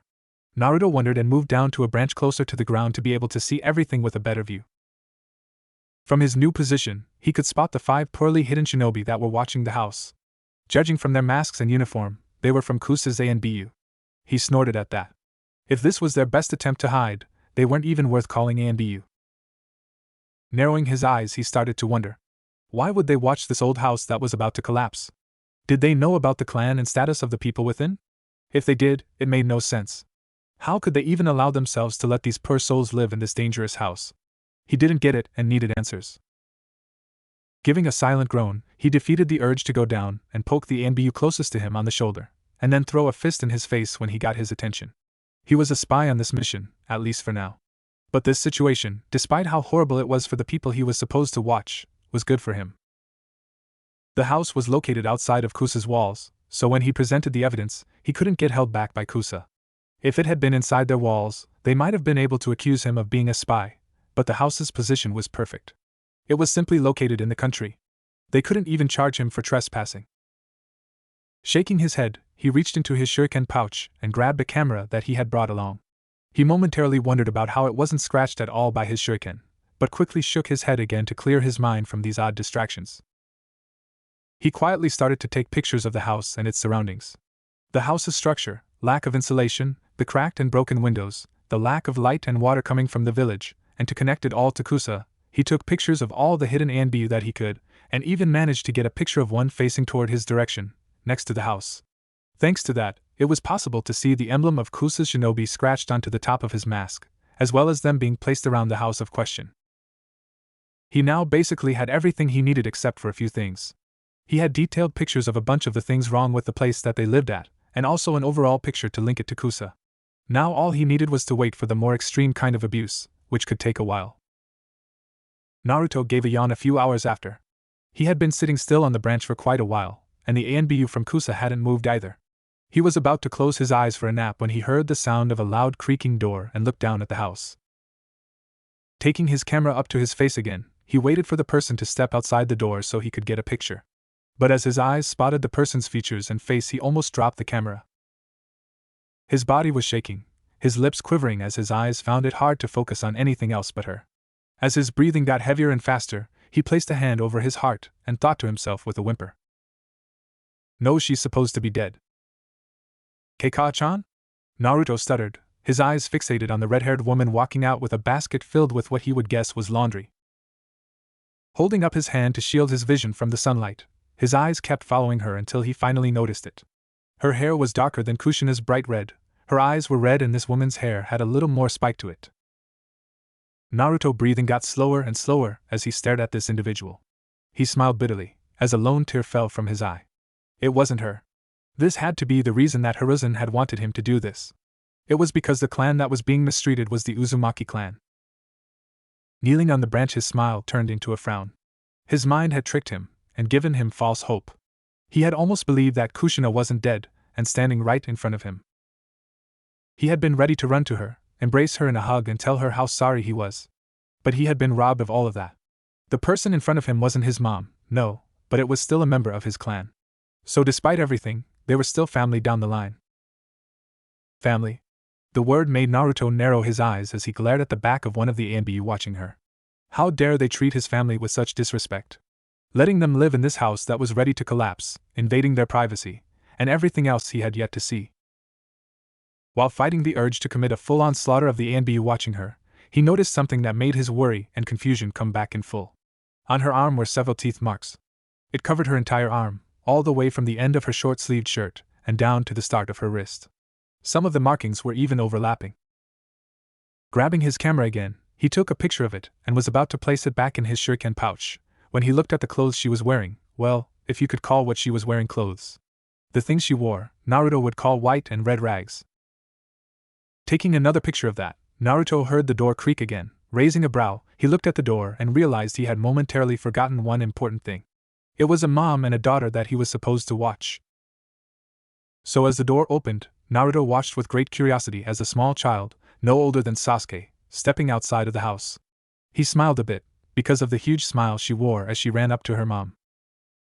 He chuckled a bit at the sight. Her mother was trying to do laundry in the basket that she had pulled up from the well, but the child was running around and distracting her. So, she was an energy bomb, a typical Uzumaki. Taking a picture of the duo, Naruto finally stuffed the camera back into his pouch and decided just to watch for a while. He needed to keep his distance, for now, no matter how much he wanted to go down and greet them, but with the ANBU watching, he couldn't take the chance. He sighed a bit. He also wanted to just go down there and take them with him to the leaf. But he didn't have enough evidence yet. What he had gathered was just evidence of being poor, not the evidence on the abusive treatment he needed. The only thing suspicious was the ANBU watching. What made them so special, aside from being Uzumaki, that required an entire squad of ANBU there? He would have to find out. But they couldn't be there forever. There had to be an opening when they were being replaced by another squad. Maybe by then, he could go down there and greet them? He grunted at that. It might not be the best idea to do. He could also just place some supplies on their doorstep, knock the door, and then shun away? With how starved they looked, it couldn't hurt. So he made his decision, and sat back against the trunk of the tree but kept his eyes glued onto the duo while keeping his guard up. It wouldn't be so good if the ANBU managed to spot him and get to him. Would it? As midnight came around, Naruto opened his eyes with clear irritation. Pained screams from wounded soldiers had kept him awake the entire night. He had finally fallen asleep around a few hours ago, and now in the middle of the night, he was once again awake because some weak plastic soldier was too much of a wimp. If that sissy asshole doesn't shut the hell up soon, I'm going to blow up the hospital, Naruto muttered to himself with a twitching eyebrow. Yawning a bit, as he felt nature calling, Naruto swung himself off the branch he had been napping on and landed on the ground without a sound. Alright, I'll just leave for 2 minutes, and have a clone watch them in my place, and then what's that? Naruto thought to himself as he saw 3 jounin coming from the village, and toward the Uzumaki's house. What could they be doing here in the middle of the night? Naruto whispered to himself and got ready to capture any potential evidence he needed. The jounin at the front upon reaching the house proceeded to kick the door open. The remaining 2 proceeded to enter the house, and not even 5 minutes later, the same red-haired woman from earlier was pushed out of her own house. What the hell are they doing to her? Naruto growled with narrowed eyes. He wanted to commit a massacre right now, but that wouldn't help anyone. Ka-chan! The cry of a child brought him back to reality, and he shook his head and proceeded to get the remaining evidence he needed. He watched as the small girl he had been observing with her mother earlier ran out of the house with tears in her eyes. The girl didn't manage to get within 10 feet of her mom before she was ruthlessly slapped to the ground. "Get back into your house, you little shit. This whore has work to do," one of them snorted. As her mother saw this, she forced herself out of the grip the two other jounin had on her, and rushed to her crying kid on the ground. But before she had any time to comfort her, she was grabbed and pulled by the hair, and thrown back to the two jounin again. That two grabbed her by the hair, and held her in place. "You know the deal. Unless you want to see your daughter as the primary womb for your clan, you're going to cooperate with no objection." That was the deal from Ryujin-sama. The one that had slapped her daughter said. Naruto grabbed the hilt of his sword angrily, but grit his teeth and let go with heavy motions. Taking a few deep breaths, before stating to himself, "Alright, mission first, then I beat the shit out of them. I do need to know how much to make them suffer, after all it wouldn't do to go too easy on them." Naruto growled to himself while feeling the intensity of his rapidly building bloodlust. When the situation had proceeded to one of the three jounin locking the young girl inside the house, and all three of them walking away with the mother, Naruto decided it was almost time. Only one thing to figure out now. What were they doing with her? Before doing anything else, he quickly made a clone, giving it the very important task of dispatching the umbu and looking after the little girl, as he narrowed his eyes towards the jounin who were making their way towards the village proper. One way or another, his mission was ending today. Quickly, he began to follow the small group as they made their way into the village, and towards the annoyingly loud hospital, noting how the mother looked more and more resigned to her fate the closer they got before they finally arrived. Upon arrival, the jounin that was dragging her then proceeded to physically throw her into one of the rooms, where from what he could see, dozens of injured shinobi began to line up. Making sure to completely remove his presence, he moved close enough to view what was happening, and he found himself thanking Itachi. If it wasn't for him, he wouldn't have had enough patience to continue. Anger bubbled within, as his family member was used as a chew toy for the various shinobi that had lined themselves outside. And from what he could sense, every bite from the injured consumed a notable amount of chakra from her. Slowly, if only to keep his anger at bay, he raised the camera, making sure to take enough pictures of the cannibals, but that brought a new question to mind. There were a significant number of injured, but Kusa wasn't at war. What was going on? Once he had enough evidence, he quietly made his way into the hospital, specifically looking for the hospital records. There had to be something going on, for Kusa to have more injured shinobi than even Konoha did on a busy day. And given how they had her treat the ninja, it was likely a common occurrence. If his fears were right, then this should be the nail in the coffin to deal with Kusa and ultimately protect his newfound family. Surprisingly enough, despite the dozens of shinobi that were present at the hospital, security was scarce, scarily so. Almost like this was a common occurrence, and that nothing substantial was going on. Hell, the few mednines that he found were lazing about, almost like they lacked any patience to treat. Finally, after traversing through the hospital for a few minutes, he had found the room which held the medical records. There was only a single staff member around, and they were making their way towards the break room. This didn't make sense. If there were so many patients to treat, shouldn't they be making records of the various problems that the patients have and why they came in? Steeling his resolve, just in case his fears were indeed true, he opened the cabinet that held the records for today, and he was left dumbfounded. 53 files were recorded, all within an hour of his target's arrival. And 53 cases of training-related injuries. Not a single injury was from a mission, or anything critical. No. If anything, most of these injuries were obtained, with the knowledge that they would be injured in the first place. From purposefully poisoning themselves beyond how much they can normally handle, to training in semi-lethal sparring matches. This just didn't make sense. Gritting his teeth with a snarl escaping his lips, as he roughly opened his cloak, pushing the documents inside as he quickly crossed his fingers, making a clone that quickly disguised itself to go look after the Uzumaki mother while he made his way out of the hospital undetected. Making his way to the office of the leader in Kusagakure, Naruto's appearance got a large number of curious stares due to his almost obvious lineage, and the Konoha forehead protector that was hanging from his belt. Standing at the front of the quite small building, compared to the Hokage tower, that the leader apparently worked in, Naruto walked up to two guards that immediately stopped him. "I am here on behalf of Konohagakure, and got a message for your leader that cannot wait. You're here with no words from your Hokage, you are trespassing on Kusa ground, pal." The first guard sneered, making Naruto's expression turn into a large scowl. "Either you tell him that I'm here, or I'll simply walk in there myself. You should be willing to let an ambassador from the greatest nation enter. Consequences could come if you don't. Naruto threatened, sending a glare at the guard. Little brat, TSK, fine. The man grunted, obviously not okay with this kind of treatment. That's what I thought. Naruto clicked his tongue as he walked past the two guards, noticing they followed him all the way up to the door. The leader supposedly was behind. Opening the door without as much as knocking, Naruto waltzed right into the office, staring at the middle-aged man that lifted his head from some paperwork laying across his wooden desk. The man narrowed his eyes at Naruto. And who are you supposed to be? How did you get past security? Pulling all the files and evidence he had gathered, Naruto slammed them on the man's desk, as the two guards behind him moved dangerously close. You are housing two members of the Uzumaki clan in this village, and I on behalf of Konoha was sent here to investigate rumors about their mistreatment, Naruto responded, getting straight to the point. This is an absurd claim. Guards, arrest this man immediately. He is trespassing on this village's soil and making dangerous political assumptions. Konoha will have to pay dearly for such treatment of our village, the man said in a low, dangerous voice, and the two guards moved in to grab a hold of the blonde.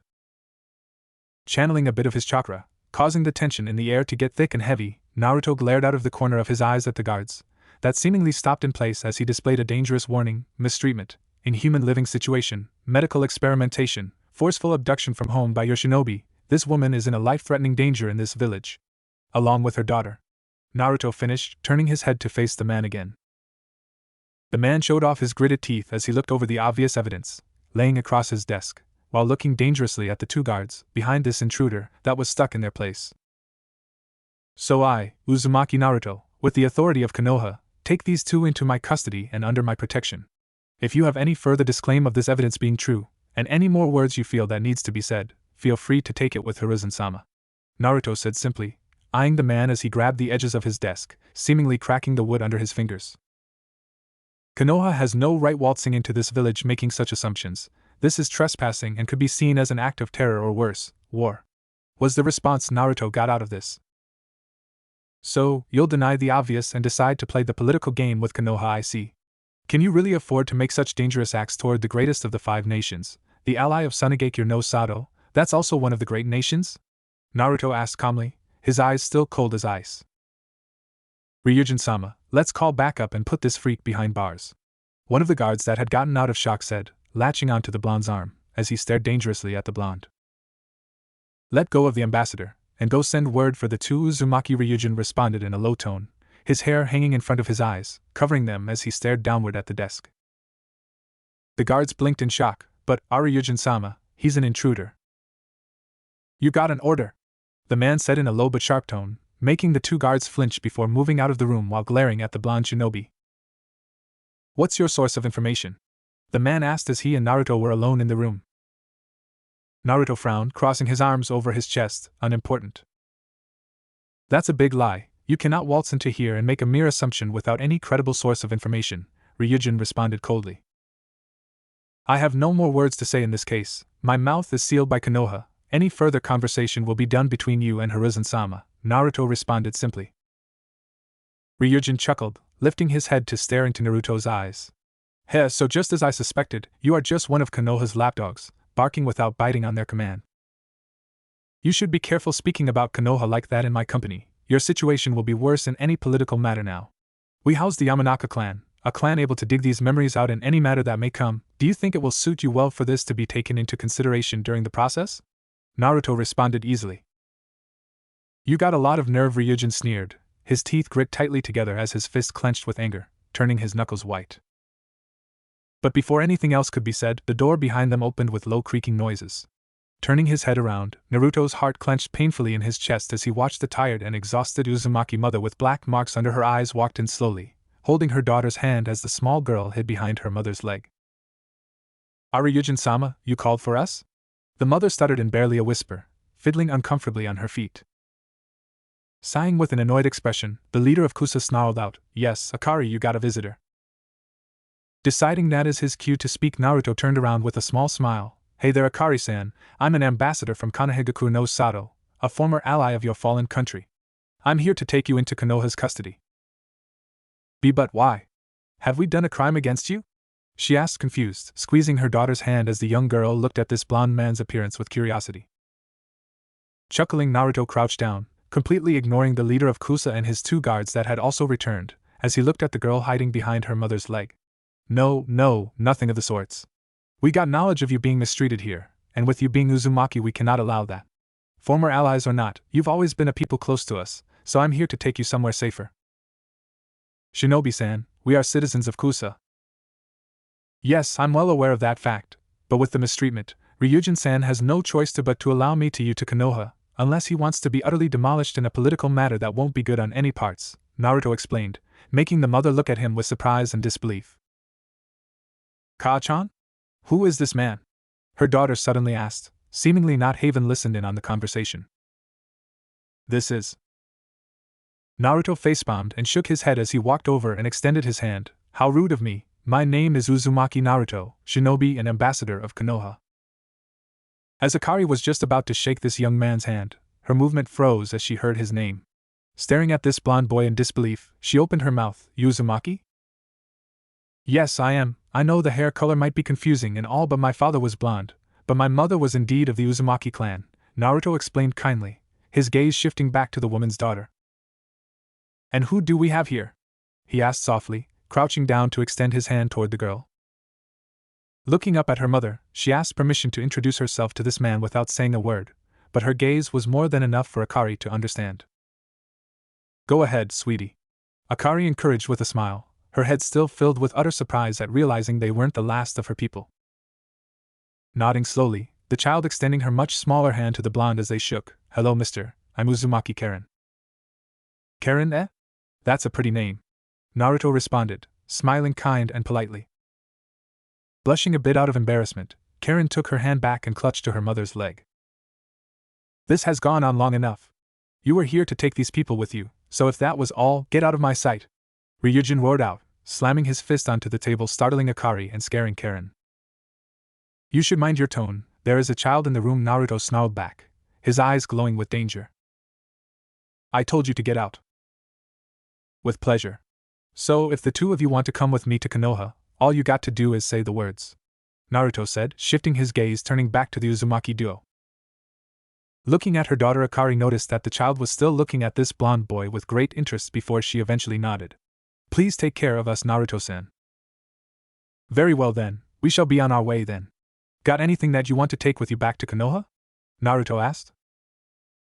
Nodding her head, Akari scooped her daughter up into her arms. Everything we have here is not of the best quality exactly, but it's all we got, and we have no money to buy anything new. I live in a very big house. My father was the Yondaime Hokage after all, so we got space. If you want to come to live with me, I wouldn't mind having my family close after so long of being alone, Naruto responded politely. Widening her eyes with sorrow and hurt, Akari gazed at the young blonde. Alone? Where are your parents? I know the Yondaime Hokage died, but what about your mother? Died along with dear old Tsusan, I'm afraid, but it's okay. Naruto sighed, running a hand through his golden locks. Nodding her head, unable to find anything to say, Akashi smiled softly. If it isn't too much trouble, we'd like to stay there until we can afford our own place. I'll help you as much as I can around the house and pay you as soon as I can. Excellent. You can stay for as long as you want. I got tons of space and I'm usually not home too much anyhow, so you'll have plenty of privacy. But no need for payment, your family. And this is exactly what family is for. Naruto smiled, walking over toward the door, motioning for the 2 to follow him. As the united family members left the office, the Uzumaki mother tearing slightly up. In the lands of Kusa, the 3 Uzumaki calmly traveled toward the border between Kusa and Hai no Kuni. The trip had been filled with small talk. Or it was rather Naruto constantly asking curious questions regarding Uzushio and the Uzumaki culture. Hours were slowly passing by as they made their way out of this hostile country. The journey was slow, and so far uneventful. They managed to get close to the border with no surprises. Yet, Akari was more than happy to answer all the things she could. As they were in the middle of a conversation about how the Uzumaki had gotten such knowledge and interest in seals, they were suddenly interrupted by the 3rd Uzumaki, the youngest member of the party. Karen. Feeling a pull at the edge of his cloak, Naruto blinked and leaned forward to curiously stare at the young glasses-wearing girl that looked up at him with such an intense expression on her face. Are you my Aniki now? Naruto blinked a bit before his eyes widened and almost fell over. That word had a lot of meaning, especially to him and his past. It was unexpected that she would call him that, hence his sudden reaction of quietness and flabbergasted shock. Karen, Akari started with her eyes widening dangerously. A small blush on her cheeks from embarrassment due to her child's unpredictability. After somewhat recovering, Naruto shrugged and chuckled much to Akari's confusion. I guess I am. He responded calmly with a small smile, his finger busy scratching his cheek sheepishly as he looked slightly uncomfortable. The entire scene made Akari unable to hide a few giggles slipping loose of her lips as she watched the scene unfold. Look, Ka-chan! I got an Aniki too now! Karen yelled with the usual excitement of a child. It was quite amazing, really. The kid seemed to adapt to his presence quickly, but Kari, on the other hand, despite being polite and friendly, was also obviously wary of him and on guard the entire time they had been walking. Akari shook her head at the child's naivety and selfishness. As she opened her mouth to speak, she abruptly stopped herself as something felt wrong. Naruto-san, something is coming from the direction of the village, she whispered, her voice breaking and her body shivering with horror. They had to be coming here to take her back. Why else would they have so many numbers with them? Naruto's eyes widened before narrowing dangerously. The entire atmosphere around them changed and the blonde stepped up in front of them as he looked in the direction of the village. Akari-san. He calmly spoke as he started to feel the increasing number of chakra signatures heading their way at high speeds. Why, yes? She stuttered and pulled her child to her, looking at the back of the lone male Uzumaki present. Sighing, Naruto reached up and grabbed the hilt of his blade sticking up from under his cloak and grasped it tightly. Take Karen and run to the east. If you keep going east, you'll get closer and closer to Hai no Kuni. Should I be unable to join you before you get to the border, tell them you're with Uzumaki Naruto returning from S-rank political matters in Kusa. You shall be kept there in safe surroundings until your statements are either confirmed by myself or Hokage-sama. What about you? There's a lot of people coming this way, Akari whispered the last part hurriedly, her arms clutching around Karen as the child looked beyond terrified. As if she too was realizing the danger ahead. Naruto shook his head and sighs. To her it might seem like many, but to him, it wasn't quite that horrifying. Didn't stop him from getting pissed off. I'll be right behind you. Just run to the east. Quickly! East? Akari in the heat of the moment was unable to find her sense of direction, looking around slowly. Naruto facepalmed slightly, and pointed into the sky. See the sun? It's going down, which means you run like hell in that direction. He yelled at the top of his lungs and threw his hand toward the direction he meant, while Akari felt like punching herself in the face. Nodding gratefully at him, she scooped her kid up in her arms and started running as fast as her weak and bruised body could carry her. Naruto sighed and turned around again. He was about to reach back up for his sword when a presence leaped out of the woods and landed a few yards away from him. The person that had appeared made him scowl. Ryujin Dano, what do I owe the pleasure? Naruto grunted sarcastically as the middle-aged man stood up with his black locks swaying around in the air. While spitting on the ground between them, Ryujin reached down and placed a hand on a sword he was now carrying by his hip. Cut the crap, brat, where's the Uzumaki? He demanded while grasping his hand firmly around the handle. He started pulling the blade out of its sheath, revealing a double-edged longsword. This is a bad idea. Naruto sighed and looked around at the woods while keeping his guard up. Around 5 more men were hiding in the trees and bushes around them. Judging from the chakra level they were displaying at the current moment, he'd say they were about Chunin level in strength. Agreed, so hand the Uzumaki over and I'll make sure you'll get painlessly executed. Ryujin agreed with a shrug as he held his sword down along his side. Naruto couldn't help but chuckle at that before his gaze turned completely serious with his eyes narrowed dangerously. His sharp blue piercing gaze digging into the mind and soul of the Kusa leader as he smirked devilishly, and almost sadistically. No, what I mean is the blood of your men will be on your hands, not mine. Ryujin's eyes widened slightly as the words left the blonde's mouth. As he was about to shout out an order for the attack, Naruto had vanished from view. Appearing midair while turning upside down with his head facing toward the ground, Naruto spun around while flipping kunai in between his fingers. Closing his eyes, Naruto allowed his senses to take over as he took a deep breath. There are 5 opponents, and I have 10 kunai. They are hiding, but it doesn't matter. Naruto snapped his eyes open with a grin at that. Twisting and turning around, he started throwing the kunai through the air all around him. As the audible sound of metal clashing echoed throughout the forest, the first kunai Naruto had thrown was hit by the last ones he threw. Landing in a crouched position on the ground, Naruto mentally counted down from 10. As he got to 1, 3 forms fell out of the trees and onto the ground, and the last 2 bodies of Ryujin's shinobi fell face forward out of the bushes with a kunai in their respective neck. Seems like I overestimated them. I thought they were Chunin level in strength, but without the ability to even dodge or deflect a kunai, I've changed my mind and now I'm more thinking academy student. Naruto smirked as the leader of Kusa gritted his teeth so tightly together that it felt like they would crack. "You'll pay for that," the man shouted in absolute blinding anger. Naruto scoffed at that and pointed a finger toward him. "You were the one who attacked me. Their blood is on your hands, not mine." "You stole my property," was the response he got, which made Naruto's usually bright blue eyes darken in color. Scowling angrily, Naruto yelled, "They are not your property. They are living people with emotions and feelings. Not some emotionless property of your belonging. That's rich coming from you. You're a shinobi. You're a weapon, a tool for your Kage," Ryujin retorted. Snorting at that answer, Naruto crossed his arms over his chest. "I chose that. I decided I wanted to be a shinobi. I decided I wanted to be of use to my village and nation. They didn't decide to become residents of a martyr. Akari didn't choose to become a chew toy. You decided that in exchange for letting her survive. I've had enough of you." The leader of Kusa shook his head as he swirled his blade around in his grasp before charging forward. Rearing his blade back, he sliced toward the blonde that leaped back and pulled his blade out and swirled around in place, clashing his blade into Ryujin's. "And you?" Naruto hissed before pushing his blade into Ryujin's, creating a small space for him to charge into an offense. Their blades clashed and slammed together over and over. Sparks of the metals fighting each other flew around them as Naruto went low and swept at Ryujin's legs with his feet. The man noticed in time and backflipped out of the way while pushing his sword back into his sheath.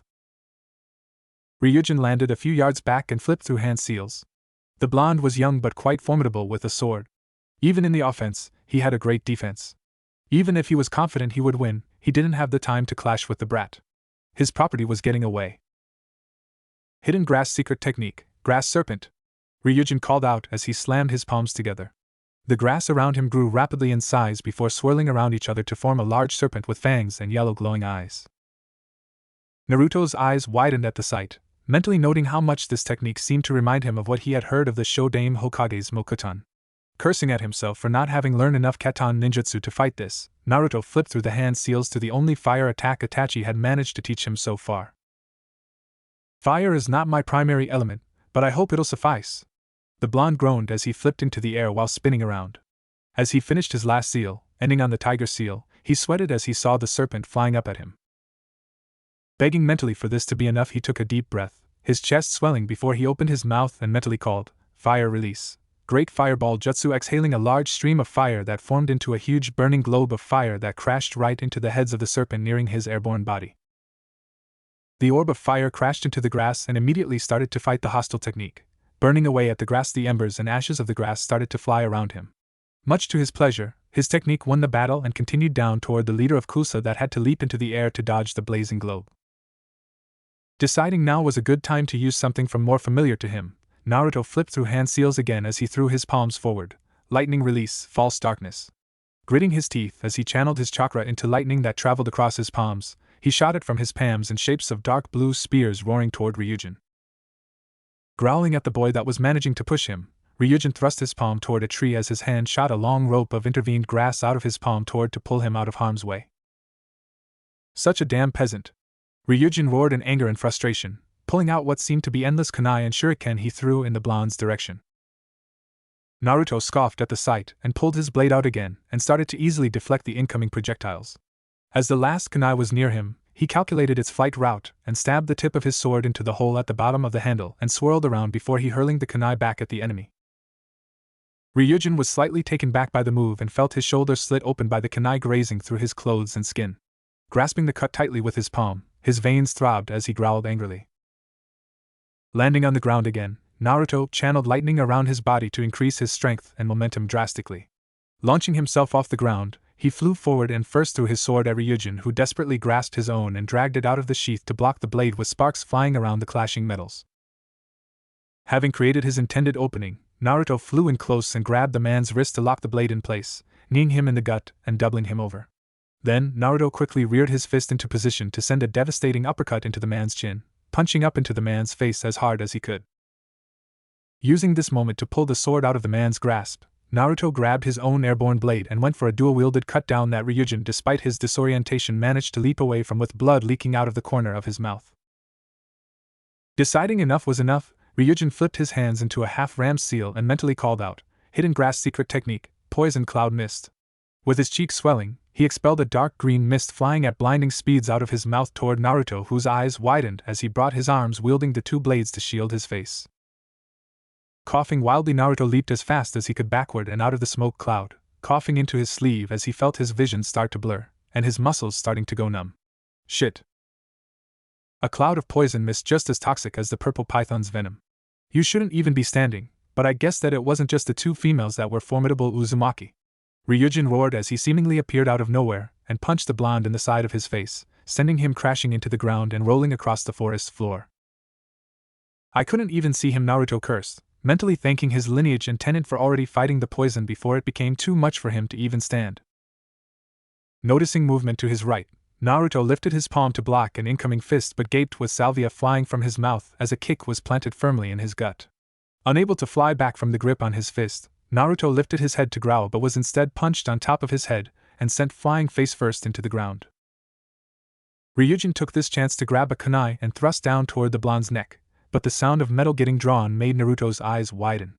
Flying to his knees, Naruto grabbed the man's wrist and used all the strength he could gather in his poisoned state to kick the side of the man's knee, bringing him down kneeling so he could punch him right in the nose, sending him falling backward with a yelp. "You damn brat!" Ryujin roared and flew up to punch Naruto's face as hard as he could, sending the blonde's head flying backward with blood dripping from the corner of his mouth. Not stopping there, Ryujin grabbed the blonde's hair and tried to stab him in the throat with the kunai from before. Naruto looked on with widened eyes as he brought up his hand to block it again, but the action was slightly too late. Instead of blocking the wrist, he blocked the blade with his palm, the blade stabbing right through it. "Are you the dumbest person alive?" Ryujin taunted while Naruto just smirked tiredly while groaning in pain. Lightning release grasping his fingers as hard as he could around the kunai and Ryujin's hand, he groggily formed a hand seal with his free hand and started to emit as much lightning he could from his pierced hand, electromagnetic murder. The metal instantly directed it into Ryujin's hand and arm as Naruto held him in place as he proceeded to fry the man's flesh.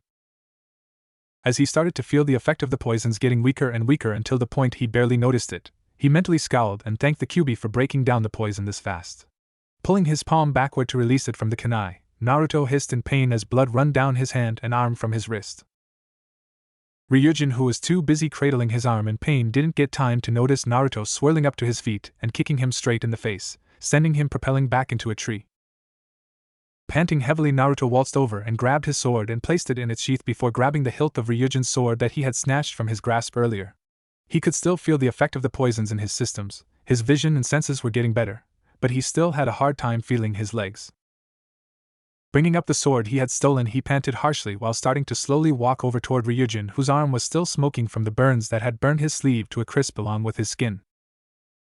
Spotting Naruto coming closer, he grabbed a kunai and charged forward, clashing his blade into the sword of the still poisoned Uzumaki, who deflected it with the long sword. Slamming the kunai out of the man's grasp, Naruto kicked him the gut and grabbed his hair before placing the tip of the blade at the man's throat. "It's over." Ryujin looked on in horror as he felt the defeat. He had been bested by a brat. A Konoha lapdog. How could it have come to this? He didn't get more time to speculate before he was hit in the neck by the hilt of his own sword, instantly knocking him out cold. Naruto panted heavily and looked at the blade. Chuckling tiredly, he sighed, "Spoils of war." He chuckled and reached down to grasp the sheath Ryujin had been wearing, placing it around his waist to carry the sword by his hip before fishing a roll of bandages out of his shuriken pouch. As he started to wrap his arm up, his sweat dropped a bit. "I guess Itachi was right. Going easy on your opponent is a bad thing. I almost lost." "Ka-chan?" "My feet hurt," the young redhead whined softly up at her mom as the two Uzumaki ran side by side over one of the last bridges there were before they'd get to the Konoha outpost, their hands tightly clasped together. Akari panted hard as she reached down to pull her kid up into her weakening grasp again. She hadn't felt the presence of the incoming enemy in a while, but at the same time she hadn't felt Naruto's either. "We're almost there," Akari panted and panted hard as she stopped at the end of the bridge to catch her breath. She couldn't sense any danger, so she put her daughter down again to rest. Her face was getting pale, and her clothes drenched in sweat. "Keika-chan? Are you okay?" Karen asked worriedly as Akari smiled weakly and held onto the railing of the bridge, her vision starting to go slightly blurry. Nodding tiredly, Akari started to shake as she whispered through panting breaths, "Why yes dear, Ka-chan is okay." She barely got to finish before her eyes went dark and she slumped down against the bridge. "Kei-chan!" Karen screamed horrified and slumped down beside her mom, shaking her limp form wildly with a terrified expression covering her face, tears welling up in the corners of her eyes before running down her cheeks. Naruto, who had been running all he could to catch up with the two, got to the bridge about 10 minutes later. Racing over the bridge as he ran as fast as he could, his legs still feeling wobbly from the poison, he almost fell as he noticed Akari's form collapsed on the bridge with her daughter over her. Crouching down, the blonde panted heavily and got down beside Karen and asked hurriedly with wide eyes, "Karen, what happened?" He almost shouted as the small girl snapped her head up to look up at him as she hugged her mom's arm. "Ayaniki? Ka-chan just fell over. She said she was okay," the girl sobbed as she clung to her. Naruto mentally felt relieved. There hadn't been an attack. Now wasn't the time to rest though. Leaning over her, he quickly placed the fingers at her throat and exhaled slowly and relieved that there still was a pulse. "Your mother is alive, but this doesn't look like normal fatigue. I'm no medic, but the marks on her arms are having an odd color too." Naruto whispered gently and held the woman's arm in his grasp. The bite marks were changing into a more purple or blue color. "Will she be okay?" Karen stuttered and looked up at him with teary eyes. Naruto bit his lips slightly and looked a bit guilty. He honestly didn't know. He didn't even dare to move her in this state. He couldn't tell if it was safe to move with her all the way to Konoha. And could Konoha even help with this? It wasn't a normal sick state, it looked like some intense chakra poisoning. Lifting Akari into his arms, Naruto walked with her and Karen in tow under a tree to place her down in the shadows. Pulling his cloak off to reveal his sword sheath that had been covered, he rolled the piece of clothing together to form a makeshift pillow to place under her head. Reaching into his shuriken pouch, he pulled out some bandages and drenched them in some cold water and placed on her forehead. After about 10 minutes of waiting, Naruto looked down at the still-out mother with her daughter quietly running her small hand through her hair. Sighing softly to himself, Naruto walked out behind a tree and bit his thumb, placing his hand on the ground as he quietly mumbled, summoning jutsu. A small cloud of smoke popped into existence, and as it cleared, a small orange toad appeared before him. "Yo bro, what's poppin'?" "Tone it down, Gamakichi, this is not the time for cheerfulness." Naruto sighed, making the small toad raise a brow at him, amused. "That's oddly dull of you." Naruto shook his head and sighed again while handing the toad a small note. "Sorry for being so abrupt this time, but there is a life on the line here. Give this to the Hokage and tell him I'm requesting the location of her." "Who is her?" Gamakichi asked, confused. Naruto shushed him and waved his hand. "Aji-san will know who I'm talking about, please, just be on your way." Fine, but there better be snacks the next time." Dusk finally arrived as the woods darkened around them. Naruto had moved them to a more secure location and started a fire, along with creating about 20 clones to create a perimeter of security, as they hid about the forest. They would have to get out of there soon. It was only a matter of time before Ryujin would have the woods swept for their presence, and he needed her location to treat Akari. While Naruto loved his village, the medical scene had taken a turn for the worse after the slug Sannin, Senju Tsunade, had left the village in sorrow. Opening his eyes that he had been resting for a few minutes, he looked down beside him to see Akari still out cold, looking somewhat better but still in a bad shape. Her fever was going down, but the bite marks on her arms kept getting a worse and worse appearance. Looking down beside her, he smiled softly at the sight of Karen tucking her small form up against her mother's side, under her arm. Hearing a soft sound from the bushes and beside them, the blonde looked over with a raised brow to see Gamakichi, who had finally returned. Standing up on his feet, Naruto quietly walked in between the bushes and crouched down in front of the toad. "What do you have for me, buddy?" he asked in a quiet tone to make sure he didn't wake the others up by accident. Gamakichi held up a sealed scroll with a proud grin. "Location delivered as requested, bro." He responded as Naruto nodded gratefully and grabbed the scroll. Upon unsealing and rolling it out, he mentally sighed in relief. The location was near Kuni, the lands of hot springs, tourist attractions, and gambling. No wonder she was over there, the nightlife was probably quite entertaining. Kuni was about as far away as Konoha was from this location, and while she wasn't out of the country, she was in one of the few cities that had a lot of influences from its neighbor. "Was that all, bro?" Gamakichi yawned, making Naruto chuckle as he nodded gratefully toward his summon. "Yes, Gamakichi, thanks for the help." Naruto thanked him, but the toad just waved him off before disappearing in a cloud of smoke, returning back home. Waltzing back into camp, Naruto sighed softly. He didn't want to stay in hostile territory longer than he needed to, but Akari was sick and every minute could be important. He had already waited longer than he wanted to. Crouching down, Naruto pulled the blade off his back and sealed it into a scroll that he tucked away into his shuriken pouch. He'd have to carry them both, and the sword would be in the way. Gently shaking Karen's shoulder, he smiled apologetically at her as he held a finger up to his mouth, signaling her to be quiet. Karen yawned as she sat up tiredly, looking confused up at the blonde Uzumaki who was putting the fire out. Aniki, it's still dark. I know, I'm sorry. I've gotten the location I need, and I don't want to waste any more time. We'll travel by night. Naruto explained softly and turned around with his back toward her, signaling for her to get on. Karen blushed slightly and looked a bit uncertain. After taking a deep breath, she swung her smaller arms around the blonde's neck and climbed onto his back, holding her body in place by wrapping her legs around onto his stomach. Comfortable? Naruto asked quietly as he crouched down beside Akari and started to seal away his cloak that he had been letting her borrow as a pillow. No, Karen pouted at him. Yeah, I know. Naruto chuckled a bit amused before scooping Akari up in his arms again. The woman was so light that it really made him quite uncomfortable. She needed a proper meal soon. Time was ticking, they had to leave now. Hang on tight, Karen, it's going to be a long trip, Naruto warned before jumping off the ground and into the woods, using the branches of the trees to increase his momentum as they disappeared into the night, the clones he had created traveling along with them in the shadows, guarding them against any attack that could come. As the sunrise started to show, Naruto started to slow down as the noise of a city started to get closer to his ears. Landing on the last branch of the forest, he started to look over his destination.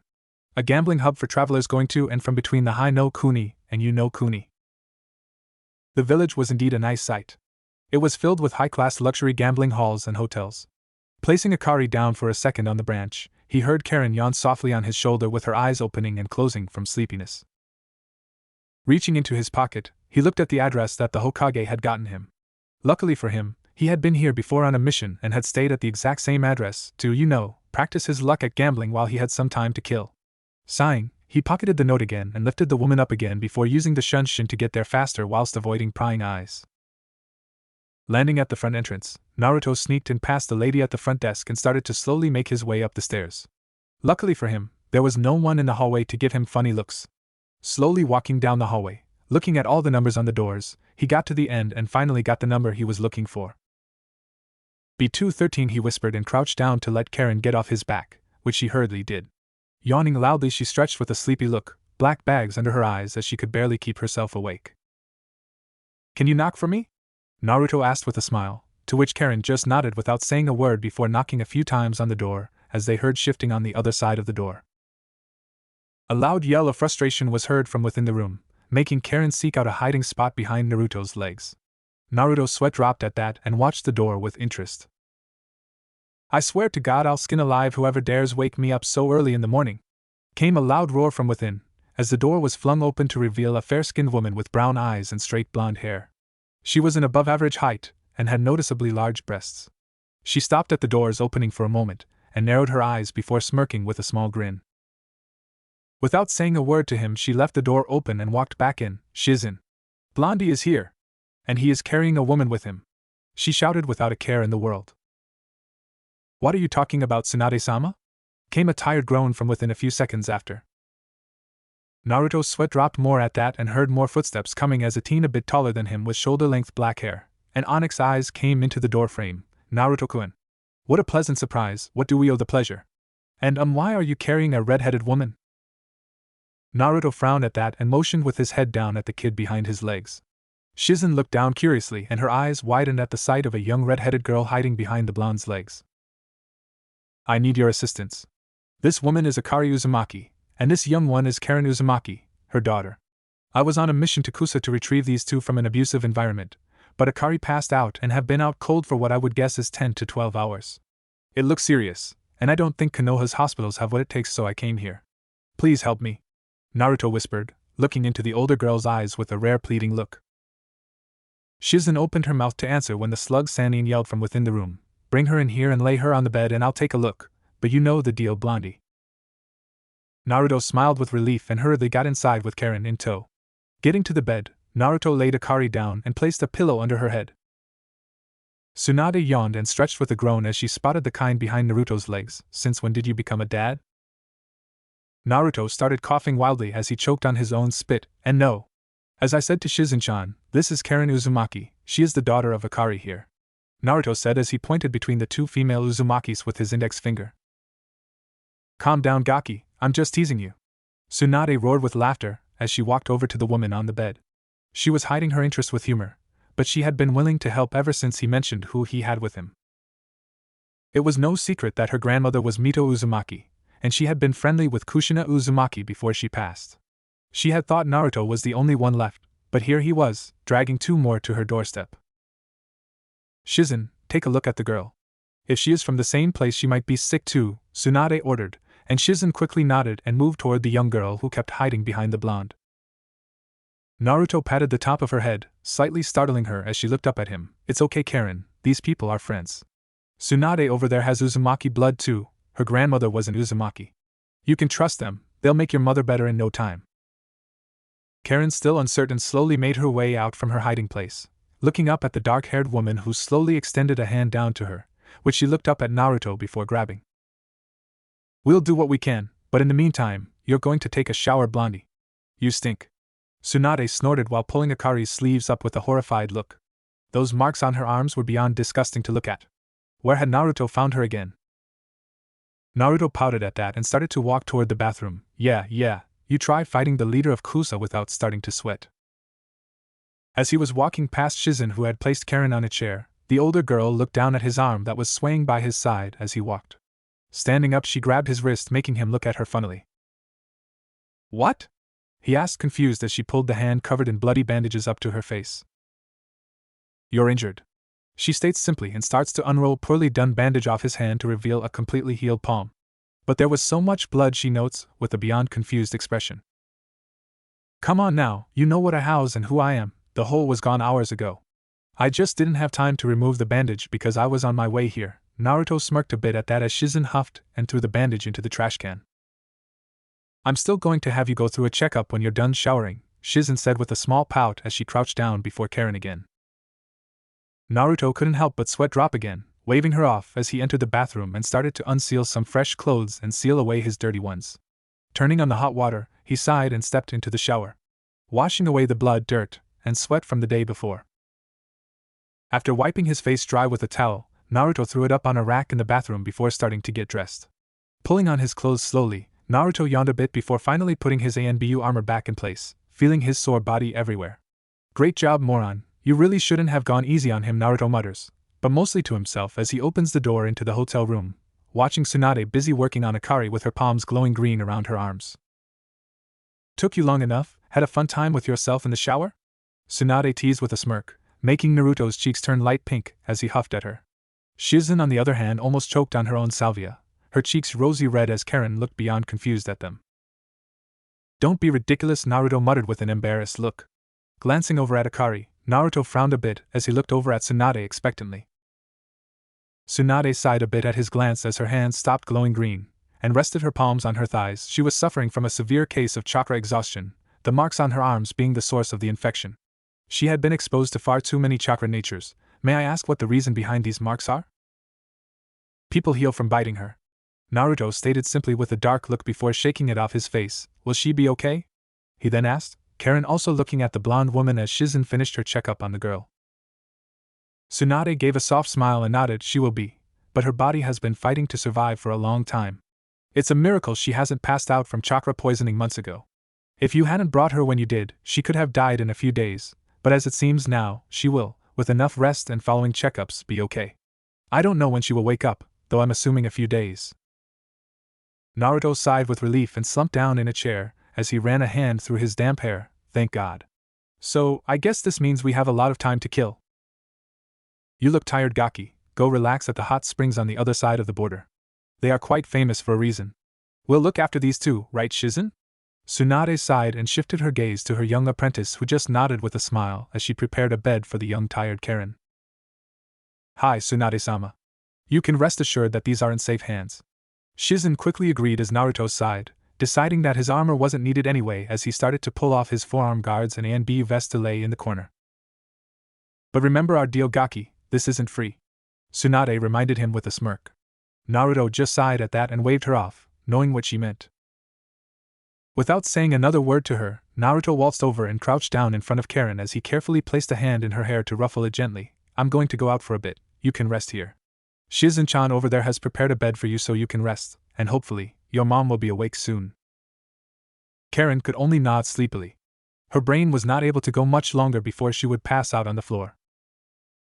Naruto smiled softly at the girl and picked her up to gently place her under the covers of the bed, pushing a pillow under her head as he tucked her in. Comfortable?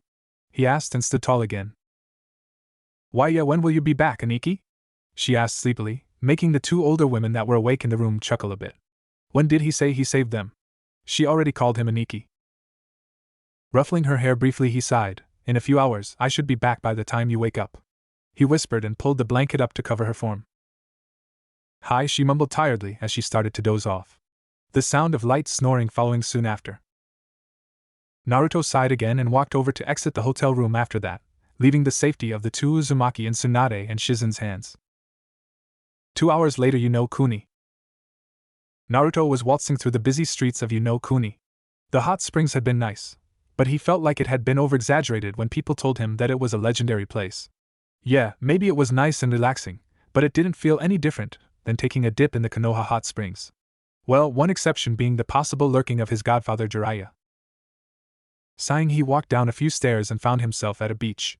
He had only seen the actual ocean a few times. Most of his missions didn't really go no near it, but when he could, he would stop by to enjoy the sight. That reminded him of an embarrassing moment in his life. Mikoto had been telling him and Itachi about how much she wanted to see the actual ocean and go to the beach. They had started this talk when he and Itachi had returned from a mission near Mizuno-kuni, but that wasn't the embarrassing part. No. Mikoto had to go as far as to tell them in great detail that she had to live with skinny dipping in the Naka River instead.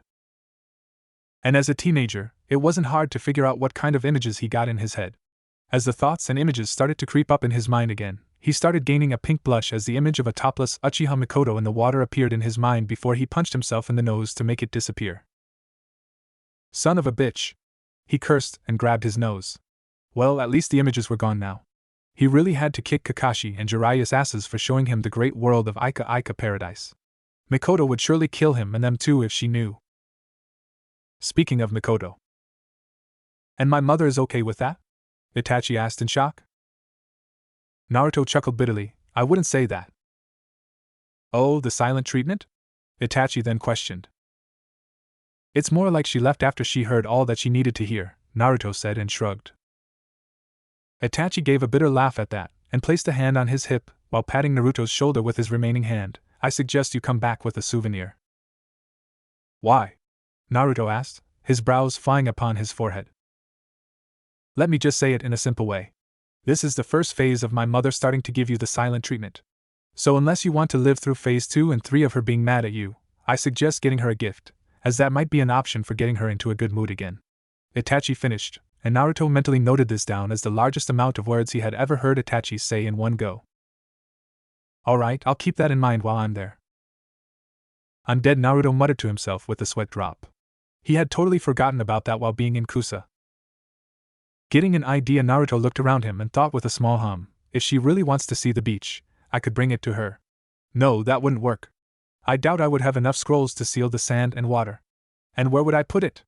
Ah, he groaned in frustration. You seem troubled, young man. An elderly voice called from beside him. Raising a brow, he let go of his hair that he had been pulling out in frustration and turned around to face a seemingly buff old man who was looking at him curiously. Yeah, I guess you could say so. I couldn't help but overhear your conversation with yourself. Seems like you're in the doghouse. He joked lightly with a dry chuckle, making Naruto's sweat drop. Shrugging slightly, the blonde ran a hand through his golden locks. I guess you could say so. I have someone at home that is mad at me for taking another job so quickly after getting home.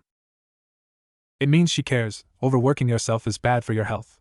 Tell me about it. I've been married for long enough to know a few tricks to get out of the so-called doghouse. The man kept chuckling as he sat down on a bench behind them. Groaning in frustration, Naruto slumped down on a bench beside him and looked toward the ocean. It was an important job. I can't tell you much, sorry.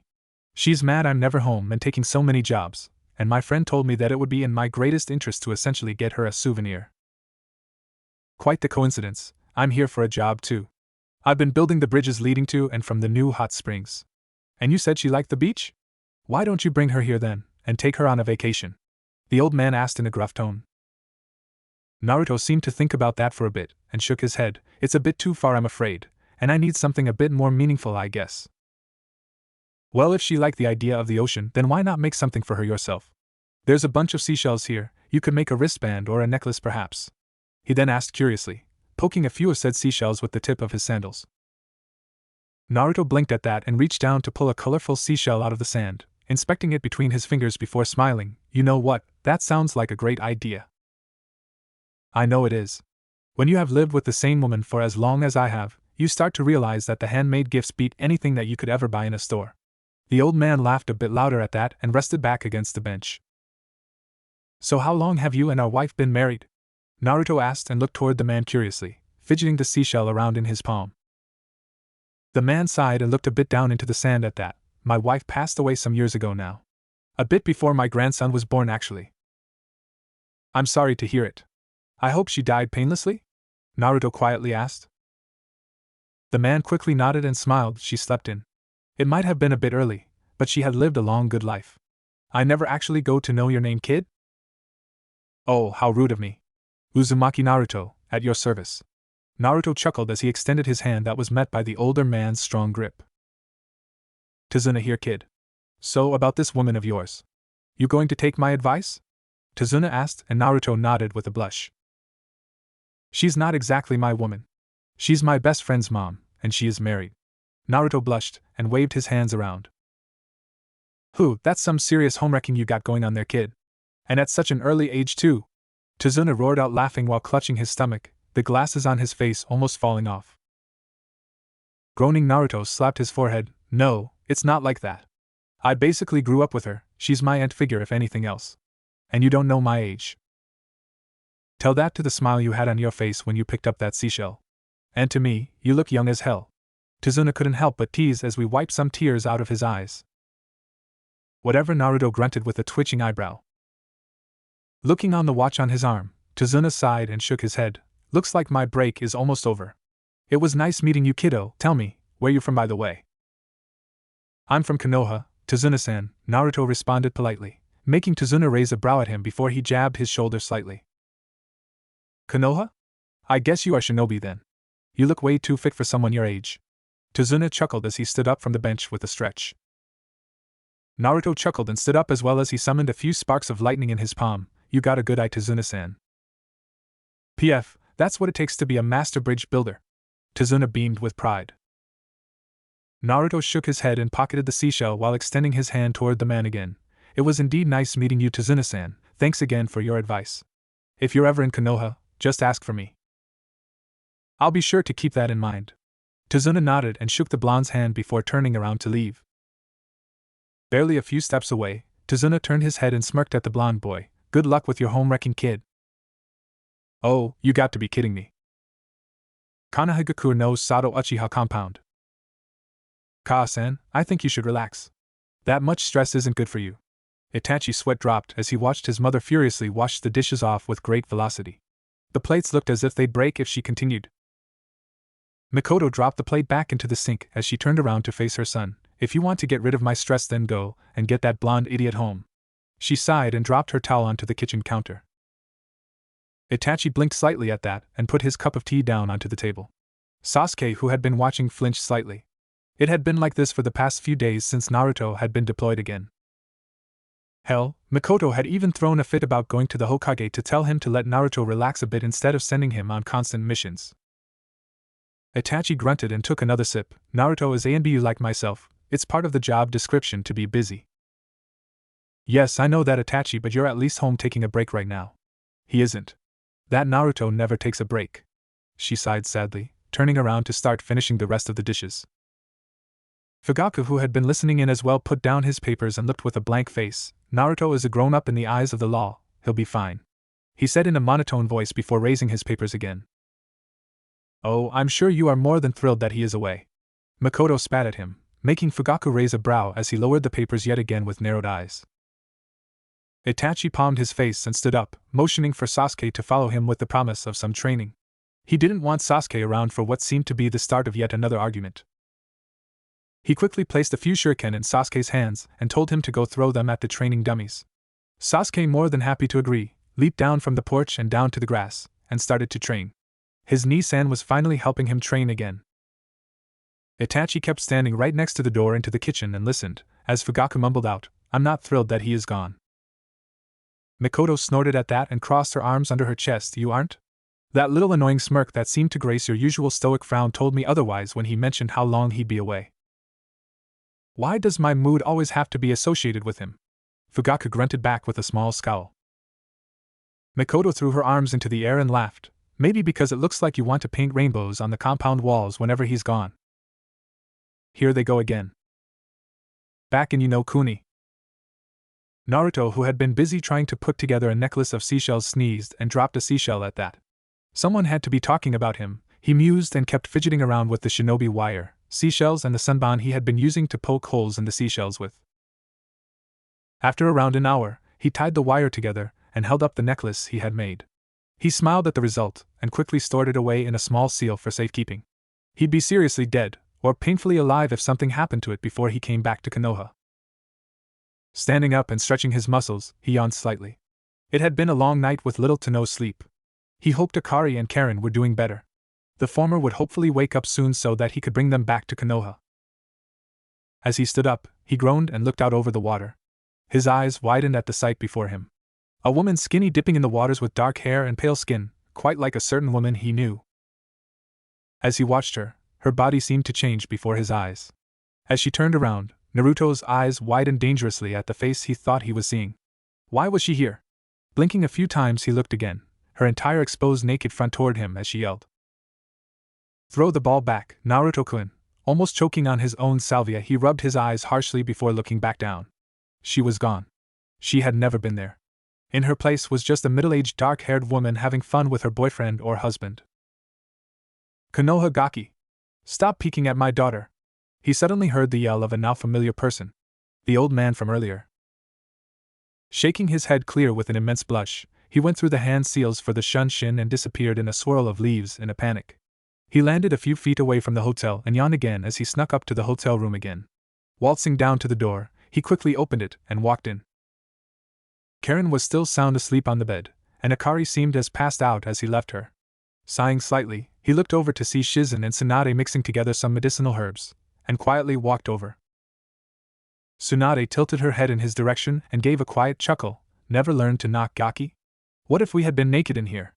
Then you would have gotten an eyeful," she teased, making Naruto roll his eyes at the female Sannin.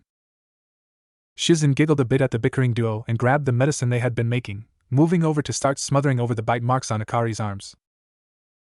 Naruto took the seat that Shizen had been using and groaned as he looked at Tsunade, who still gave him that teasing smirk. "Perhaps you wanted an eyeful? You could just have said so, Gaki." The blonde Anbu blushed heavily at that and smacked his forehead again. "Could you stop it?" Naruto groaned and propped his head on his hand, his elbow on the table as he watched Shizen treat Akari. Tsunade faked a pout as she nudged him in the side with her elbow. "Don't be like that, aren't they big enough for you?" Naruto almost choked on his own salvia as she said that and scowled at her. "There's a kid in the room." "So? She's sleeping." Tsunade shrugged, clearly enjoying the teasing of the blonde boy. Shizen snorted at her master and looked toward Naruto, who looked beyond tired and bothered. "Why don't you take a nap, Naruto? I'll wake you up when Karen is awake, or if something is up." Shrugging a bit, Naruto grabbed his cloak and folded it together. Scooting down on a spot on the floor, he used his cloak as a pillow and slowly closed his eyes, deciding that getting some rest might as well be a good idea. "So no eyeful?" "Tsunade-sama." "God damn it." 2 days later, Kuni. The next few days had been passing really slow. Shizen had brought Karen with her to the hot springs to try them out and also for shopping after new clothes. So now, instead of wearing ragged clothing, Karen was wearing green pants paired with a red blouse. After a shower, haircut, and getting her glasses cleaned as well, she actually looked like how a girl her age should. Naruto had been bored out of his mind most of the time. Sure, he had been looking after Karen and Akari the entire time, but there was only so much he could do while sitting on a chair day in and day out. So this chilly Saturday night he was sitting by the table and writing in a scroll, working on some new seals. Shizen and Tsunade had rented a new room next door because Karen and Akari were now occupying their former beds. Having his head propped on his palm as he wrote casually with his right hand before yawning slightly and looking over to the beds. Both of them were sleeping soundly, making him smile.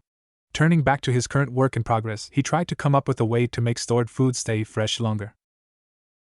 When he had returned last time, he had stocked up his entire kitchen, and unless he was lucky, he had to throw it all out and buy another stocked-up kitchen by the time he returned from here. So, in order to limit any future loss of food, he figured that he could try and use seals to come up with a way to make the food stay edible for a while longer. So far it didn't look promising. He had scrapped around 15 works so far and was now ripping up his 16th try in half with a quiet groan. As he was pulling out another piece of paper, he heard a soft grunt. The sound of the grunt being too deep to be from Karen, he quickly turned his head with wide eyes. To his pleasant surprise, Akari was sitting up in the bed. "Akari-san!" He called quietly and rushed over to her, putting a hand on her back as she groaned and coughed, tapping her throat a bit with her finger. Naruto blinked and smacked his forehead as he rushed out to fill a glass with water before returning, carefully handing her the glass filled with cool liquid. Akari smiled weakly up at him and started to lift the cup to let the cool liquid clear up her throat as Naruto supported her back and hand. "Thank you," she muttered lowly and looked around. As her eyes settled on Karen, she relaxed again. Her baby was safe. And so was she, apparently. Naruto, who had noticed her confused look, sat down on the edge of the bed. "You passed out as you were running. You were having a severe case of chakra poisoning and infection, so I brought you to some friends. We are currently at the border between Hai no Kuni and Yu no Kuni." "How did we get here?" she asked tiredly, her eyes half lidded with dark bags under her eyes as she tried to stay awake. Naruto chuckled softly and pointed a finger at himself. "I carried you two here." "Wait, we were being chased. What happened? Are you unharmed?" "I couldn't sense you for a while," she groggily mumbles, remembering the moments before she had collapsed on the bridge. Naruto blushed a bit and nods at her. "I'm perfectly fine, don't worry about it. Ryujin got his ass kicked, and we got here safely. Now just rest, it's the middle of the night." "Ryujin? You fought him?" Akari mumbled with worry, her eyes looking him up and down to see any noticeable wound or damage to him. "Yeah, but I won. Now sleep, we can talk in the morning." Naruto reassured and gently pushed on her shoulder to get her to lay down again. As Akari settled under the blankets, Naruto helped tuck her in and moved to turn the light off he had been writing seals under. As he was about to flick the light switch, he heard a soft, "Thank you." It made him smile, and he turned off the light a second later, letting the darkness overtake the room as he settled down on the floor again, using his cloak as a pillow. Kanahigaku no Sato. Crouched down in a meeting before the Hokage and his 3 advisors, Shisui sighed as he lifted his head to look at the 4 figures before him. "So as it stands, the coup is still in motion." Hiruzen lowered his gaze with a saddened look. "I see," he answered in barely a whisper. Danzo, who had been listened calmly so far, leaned forward in his seat and turned his head toward Hiruzen. "Hiruzen, what's your plan now? If we remain idle for any longer, then it's going to be too late." Hiruzen just hummed out, no response coming from his lips as he closed his eyes and seemed to be deep in thought. Danzo took this as his chance to speak again. "Look. As the head of the village, sometimes it's necessary for you to make hard decisions. Isn't now the time to do just that?" Danzo finished, his eyes narrowing slightly toward Hiruzen. "Please wait."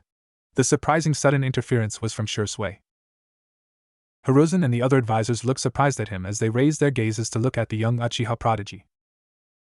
As the attention was fully on him, Shisui lifted his head with determination in his eyes. "If I may, I think I have an alternative. There's a plan I'd like to try if you'll let me." A new hope seemed to shine through in Hiruzen's eyes as he looked at Shisui with wide eyes. "A plan, you say?" Hiruzen started but was never able to finish as Danzo moved in to interrupt. With his eyes narrowed, Danzo butted in, and spoke through a seemingly stressed tone. "This is a waste of time. There are no other options right now." Completely ignoring Danzo's protest, Hiruzen kept his focus solely on Shisui as he spoke. "What is this plan, Shisui?" What Shisui spoke next in an alarming calm tone made the entire room gasp with wide eyes in surprise. "I will use my Mangekyo Sharingan on the clan." The first sound that greeted Naruto in the morning was the hectic crying of a very touched Karen. Opening his eyes, he sat up against the wall and cursed the pain in his neck. You would have thought Orochimaru had a play in this, but it was just his sleeping position for the past few days that was messing with him. It shouldn't be a surprise that sleeping on the ground and using a thin cloak as your pillow would end up in either back and or neck pain. Groggily blinking his eyes open, he couldn't, despite the pain in his neck, keep a smile off of his face as he watched the babbling and wailing child clinging to her mother that was sitting on the bed, whispering reassuring words in the ears of her child, meanwhile stroking her red locks. Seems like you've saved my life yet again, Naruto-san. The soft words came from Akari, whose gaze had fixated on him when she had noticed he wasn't asleep anymore. That boy, a total stranger. Or well, maybe not anymore. Had gone out of his way for her and her daughter more than anyone in their life. He had gone as far as to save her life twice. Naruto placed a hand over his mouth as he rested his back in against the wall. Ma, don't mention it. I think it's written with bold letters in the family manual that you're supposed to take care of each other. Naruto lamely joked, yet it still managed to make the older woman smile with a soft giggle.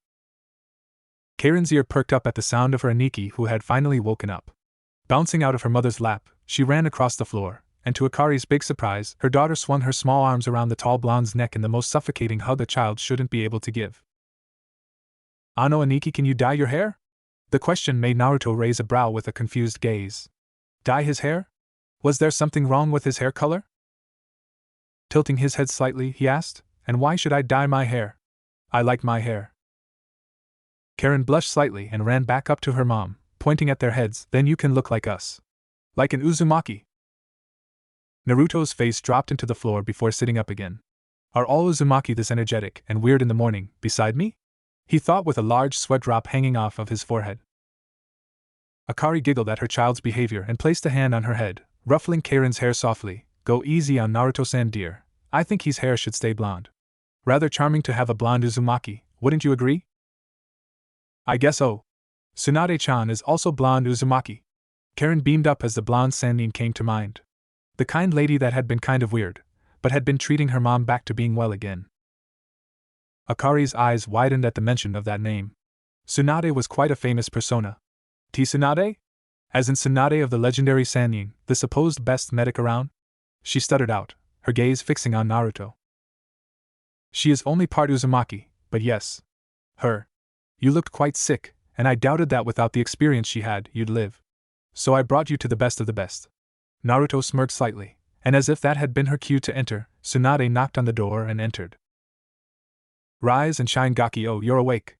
Welcome back to the land of the conscious. You've been out of it for a while. Tsunade muttered as she entered the room. Her pigtails swaying behind her as she walked, and her apprentice right on her heels.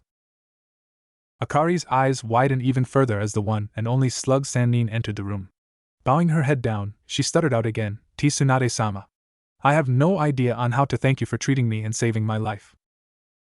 Tsunade's eyebrow twitched slightly as she walked over and bonked Naruto on the head. Don't thank me, thank the Gaki here. He brought you here, and he has given me my payment. No debts, it's all been solved. Naruto couldn't help but pout as he was hit on the head, but smiled slightly with a nod as she mentioned that everything had been paid and there was no debt lingering for the sudden treatment. The red-haired woman started tearing up as she bowed her head, muttering many soft sentences of thank you as she clung to her daughter, who giggled at her mother's odd behavior. Around 5 hours later, it was finally around noontime. Akari and Karen had been going through the last few checkups, and after a tearful goodbye from Karen's side, the Uzumaki trio was finally about to head out from the hotel room. Tsunade flicked Naruto's forehead with her pointing finger as she leaned in against the doorframe, watching the trio stand in the hallway. Don't overwork the woman, Gaki, she has still just woken up last night. Make sure that she gets a proper meal before departing, and a trip to the hot springs would be good for her body's healing. Tsunade instructed sternly with her arms crossed beneath her bosom. Hi, don't worry. We aren't going to be leaving the area before evening if everything goes according to plan. It'll take 2 days on foot, but if I carry them throughout the night we should be back in Konoha by morning. Naruto explained as he rubbed his forehead with annoyance. Shizen, who was standing behind her master, raised a curious brow at that. Why are you in such a rush to get back to Konoha? You could take the day off and relax, sleep here, and then depart by morning.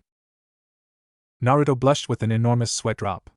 If Mikoto found out that he had been slagging on getting back, there would surely be hell to pay. Let's just say I got a furious thing reeling me in back at Konoha. And of course, I shouldn't keep Aji-san waiting. The Uchiha woman still scaring you shitless? Tsunade roared out with laughter and clutched her stomach. She had met Naruto quite a few times already, and the topic of a certain Uchiha Mikoto had often been on topic. The woman was ready to murder for the blonde to take a break. She obviously cared a lot for him. Naruto facepalmed at that. She doesn't scare me, but I'd rather not make her upset with me. Everything will be easier that way. You don't want to make your girlfriend upset? I guess I can respect that. Tsunade smirked with a teasing grin forming on her lips. Naruto slapped his forehead hardly at that and decided to follow up with slamming his forehead into the wall. She isn't my girlfriend. She is a married woman, for crying out loud, and my best friend's mom. She is basically my aunt at this point. What is it with you and always teasing me like that? A marriage hasn't seemed to be able to stop other lovers from carrying out their inner desires before. And I'm just teasing you, Gaki. Take a break and relax, would you? It's not like it's a taboo topic to talk about if you did like her that way. I mean, of course, homewrecking would be looked down upon. And I doubt this Uchiha Itachi would be happy that you were having a go at this moment. Tsunade-sama. Shizen cried out in protest as she stood in between Naruto and her master, a furious blush on her face from all the stuff her master dared to mention in front of Naruto, and even a child. Tsunade just waved her off and walked back inside. Don't spoil my fun, Shizen, he's fun to tease. Good trip, Gaki. If you feel like gambling, let me know, I could use the extra money. Naruto just kept trying to rub this growing blush on his cheeks away as he started walking away with Akari and Karen in tow. The latter two were quite perplexed about the conversation, one giggling away at the teasing and the other not quite able to understand any of it, but found her Aniki's flustered face to be hilarious. Have a safe trip, Shizen called from the doorway, making Naruto turn around with a casual wave. Yeah, be well until next time. And do something about Tsunade, would you? I'm getting a heart attack from being near her. Naruto groaned out loudly, making the dark-haired girl giggle away with a shake of her head. Naruto and Tsunade would always be like that, nothing would be able to change that. And it was kind of cute the way Naruto seemed to talk about this Uchiha Mikoto, even if he was insisting on denying the possibility of attraction to her. When the Uzumaki trio had finally left the hotel, Naruto decided to guide them toward a local restaurant with an all-you-can-eat buffet. The place wasn't much to be excited over, but the overall food quality had been said to be one of the best around the area. So getting a table in the corner of the restaurant, they were handed plates and chopsticks, and were told to just go up and get as much they wanted. The lunch was rather eventful. A woman such as Akari, that seemed to carry herself with pride, was now stuffing her face with food. It was a bit fun but sadder to watch. She must really have been starving in Kusa.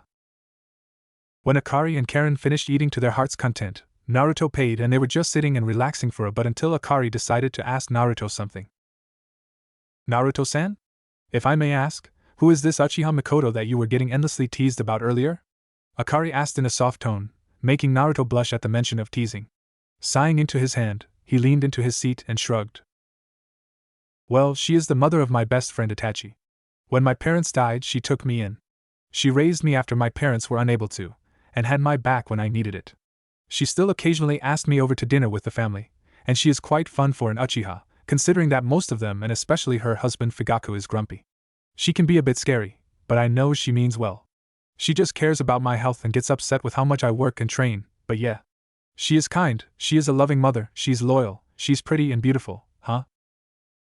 Naruto's eyebrows started twitching dangerously as Akari fell into a giggling mess. Sorry, I just found it a bit funny. I mean, no offense, she sounds wonderful. It was just the way you described her. I can understand why Tsunade-sama would tease you about her. You did also say she is pretty and beautiful, and I doubt that is a word you'd casually use when describing the mother of your said best friend. Okay. I'll admit I think she's a beautiful woman, but I don't like her the way all of you think I do. She's like my aunt, but I care for her obviously. Naruto pouted with his arms crossed over his chest. Perhaps not yet, but you sound awfully close. Attraction can and will 9 out of 10 times build up and evolve into feelings. Akari thought to herself with a small smile and looked down at her daughter. That was how she had been created anyway. As she nodded at his answer, her mind wandered again. Naruto seemed to think of this woman in high regard. She would look forward to meeting her soon, hopefully. Very well then. Yet I'll remind of you never saying never, Naruto-san. Didn't Tsunade-sama mention some glorious hot springs? Akari finished, changing the topic of their conversation to spare Naruto of any more embarrassment. Naruto blinked and nodded his answer. Yeah, though I wouldn't call them glorious. The environments are just calmer, and the water feels nicer. They aren't that different than the ones in Konoha, but I guess if you pay more for the deluxe baths, then your experience would better. Akari frowned a bit. Of course, she had been ignorant for a second. It obviously costs money to go there. If you're frowning about the money, don't sweat about it. I got it covered.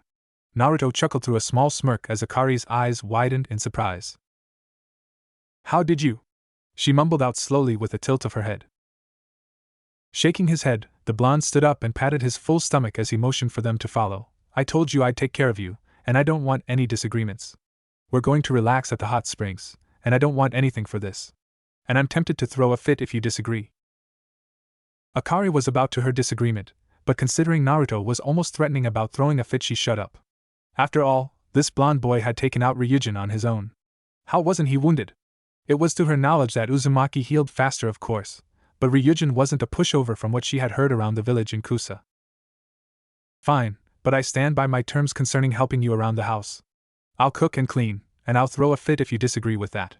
Now it was Karen's time to flinch a bit. While her mother was kind, she was born the usual Uzumaki stubbornness. Naruto, on the other hand, sweat dropped. Akari was beginning to look more and more like his mother, and not just in looks. He gulped. The mere image of a second Kushina appearing was enough to startle him. While he normally wasn't afraid of much, there were a few things that startled him. Snakes, angry Chunin instructors, and a mother's wrath.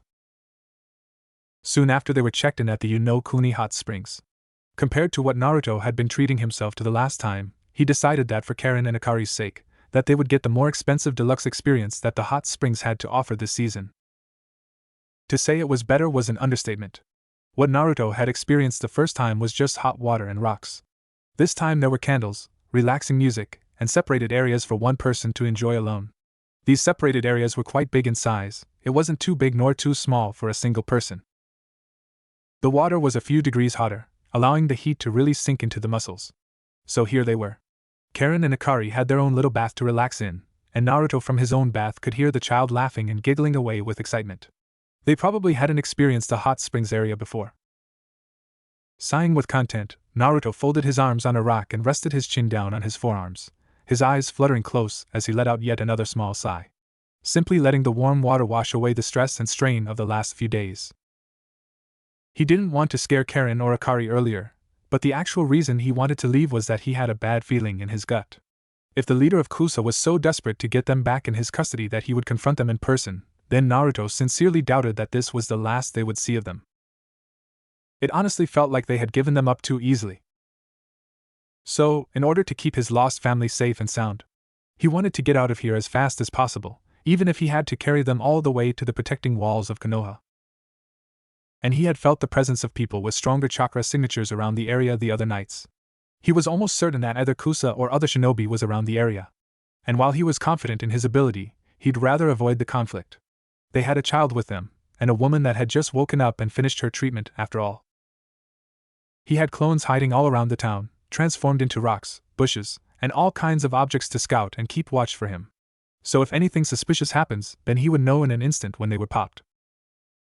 And as if he had dared the devil to show himself, he felt the tingling sensation in the back of his head. One of his clones had popped.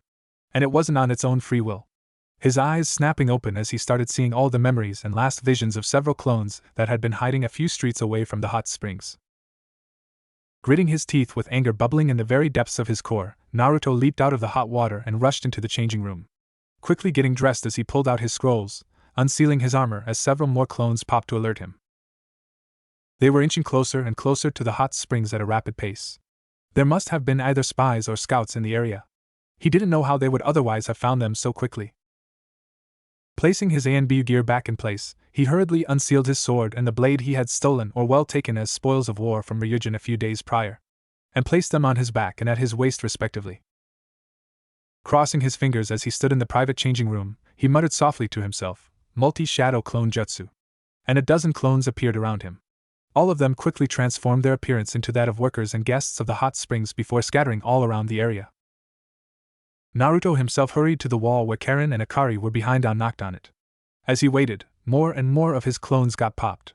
He had no one left now to spy on the area around him besides the clones that were transformed and hiding within the walls of the hot springs. Akari was the one to open the wooden door with a towel wrapped around her body. A small blush on her face as she opened her mouth to speak but was quickly shoved inside the area again and the door was closed. When she saw it was Naruto, and that he was clad in the battle uniform she had first seen him in, her eyes widened with her lips trembling. "There's someone here and I don't know yet if it's Kusa or not. I had clones keep watch for me, but they were all disposed of in mere moments. I only have clones inside the hot springs now, and you two need to get dressed as fast as possible. We need to get out of here, there are too many civilians and risks from staying here," Naruto whispered out demandingly, and Akari dumbly nodded as she grabbed Karen and rushed out to change back into their clothes. It only took a few minutes, and the two red-headed females came out wearing their clothes. Their hair was damp and wet as they panted slightly, and Naruto instantly grabbed onto Akari's free hand as she held the confused and scared Karen to her chest with her other hand. Slowly dragging them throughout the hot springs, Naruto reached up and slowly pulled his sword out of its sheath. Holding it up before him as the light of the dancing flames from the candles reflected off of it and onto the walls around them in yellow and orange patterns. The first clone within the hot springs popped. They were at the entrance. It was only a matter of time now before panic would spread throughout the establishment. It was beyond his understanding all of this. True, they were in Yonokuni, but they were so close to the high no Kuni borders yet again. Was Kusa really that desperate? While they were already in shit to their knees from the political issues they had just been put in, they were assaulting a Konoha shinobi for the second time around. Oh, there would be hell to pay when Hiruzen found out about this without a doubt. He was at a disadvantage right now. More and more clones were popping left and right. They were surrounded. There had to be a skilled shinobi or kunoichi among them if they were so easily able to distinguish his clones from ordinary people. And he was tasked with protecting both Akari and Karen. He was without a doubt on the defense in an upcoming fight. Finding a nearby closet, Naruto looked around him before turning around to make Akari face him. We got a few options. I can either hide you in here and fight them off on the offense, or bring you with me and fight, but I'll without a doubt be on the defense. I'll, of course, have clones guarding you, but I'd rather not leave you two out of my sight for too long. Akari's face lowered with a guilt-filled frown. She hadn't been in Naruto's company for more than about a week, and she was already giving him this much trouble. Attacks from left and right, constantly protecting them and treating her. He even got a Sannin to heal her since she had been so sick and fatigued. I don't know. It seems like all I bring you is bloodshed and battle. Perhaps the wisest option for you would be to hand us over again. Or just hand me over, but take Karen with you. I want my child to grow up happy in Konoha, and she got you there. Her Aniki. You can protect her, keep her safe, and I'll do the same by staying in Kusa. Akari mumbled out in distress before Naruto squeezed her hand tightly, making her gasp with a confused glance. No. We are Uzumaki, and we stick together. You are my family, Karen is my family, and I won't hand you back even if I'm on my dying breath. I'm not overconfident by saying this, but if I can take out their leader, I doubt that I can't take out what other goons they had to offer me this time. But you got to take Karen with you and hide somewhere. I don't want her to experience what I'm about to do. Naruto spoke with determination as he lowered his sword and let go of Akari's hand. Reaching into his pouch, he pulled out a kunai and placed it in her hand before curling her fingers around it tightly. You take this and hide here. I'll be back as soon as possible. He spoke as if it was the end of this conversation, just making her dumbly nod. Nodding with satisfaction, Naruto crossed his fingers again and started to create 2 more clones, but these 2 were pumped up with enough chakra to resemble that of 50 clones respectively. The 2 clones quickly hid with Akari and Karen in the closet, closing the door before Naruto blew out the candles in the hallway to let the area go dark. It was showtime. The darkness erupted in the room as the candles flickered out, leaving a trail of smoke to rise to the ceiling. Grabbing the hood of his cloak, Naruto pulled it over his head before drawing the sword he had taken from the leader of Kusa. Racing off into the dark hallways, Naruto mentally prayed for Akari and Karen to be safe.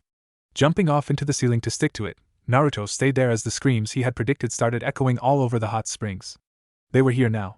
If they dared to lay a single finger on any of the civilians, then he would brutally slaughter them. Snorting quietly to himself, he reminded himself that it had been the plan all along. They were daring to mess with his family, and he wouldn't allow that. So as he kept hiding at the ceiling, his back against it as his front was facing toward the floor, he started hearing the rapid running footsteps racing throughout the establishment. As he had suspected, they were shinobi. Their chakra signatures were getting closer faster than a civilian would be able to, and the moment his eyes came into contact with 2 figures running beneath him, he dropped from the ceiling. Cutting the flow of chakra from his palms and feet, he tightly grabbed his sword and dropped just down on top of them. Pointing his blades downward, he gritted his teeth as he stabbed both of them in the back of their head. Landing right in between them as their bodies were slammed into the wooden floor, a pool of blood already spilling from their corpses as he pulled his blades out of their fractured skulls. Those were weak. He honestly found it insulting. He had been facing off A and BU level shinobi the last time, along with the village leader, but these 2 didn't even seem like Chunin level. But this also meant the strong one that was able to sense his clones were also still out there somewhere. There wasn't any time to waste, and he was beyond tired of dealing with Kusa. He wanted to go home, with his family. So, with a quick hand seal, he body flickered toward the place he could sense the most chakra signatures. He landed with a swirl of leaves around his frame right in the middle of a small group of 5. His presence startled them, but before they could mutter a word they were already at the mercy of the blonde's blades.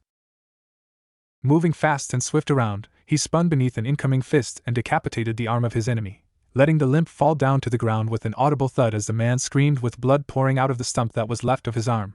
To put the man out of his misery, Naruto stabbed his sword up through the man's skull, blood dripping down the metal of his sword before he kicked the corpse through a paper wall. The remaining four shook in place as they took a step back. The hooded figure had just mercilessly torn down their comrade in barely a second, looking like a nightmare in the dark as he turned around to look at them, the blood of their friend dripping from the tip of his sword. "Which one of you losers are in charge?" Naruto asked coldly as he flicked the blood off of his sword, his body slowly starting to walk toward them as they scrambled against the wall. These shinobi were a joke. How desperate could Kusa be? This was an insult to his ability, or perhaps Kusa simply didn't have anything to offer him. "Ariazaki-sama!" One of them yelled out with despair and pushed his back up against the wall as he with a trembling hand held a kunai in his grasp, a desperate attempt to cling to his life. Naruto tilted his head as he effortlessly flicked his sword against the kunai, letting the metal fly out of the man's grasp and onto the floor with a loud metal ringing sound. "And which of you weaklings is Ryuzaki? I already beat one Ryu, so who's this loser?"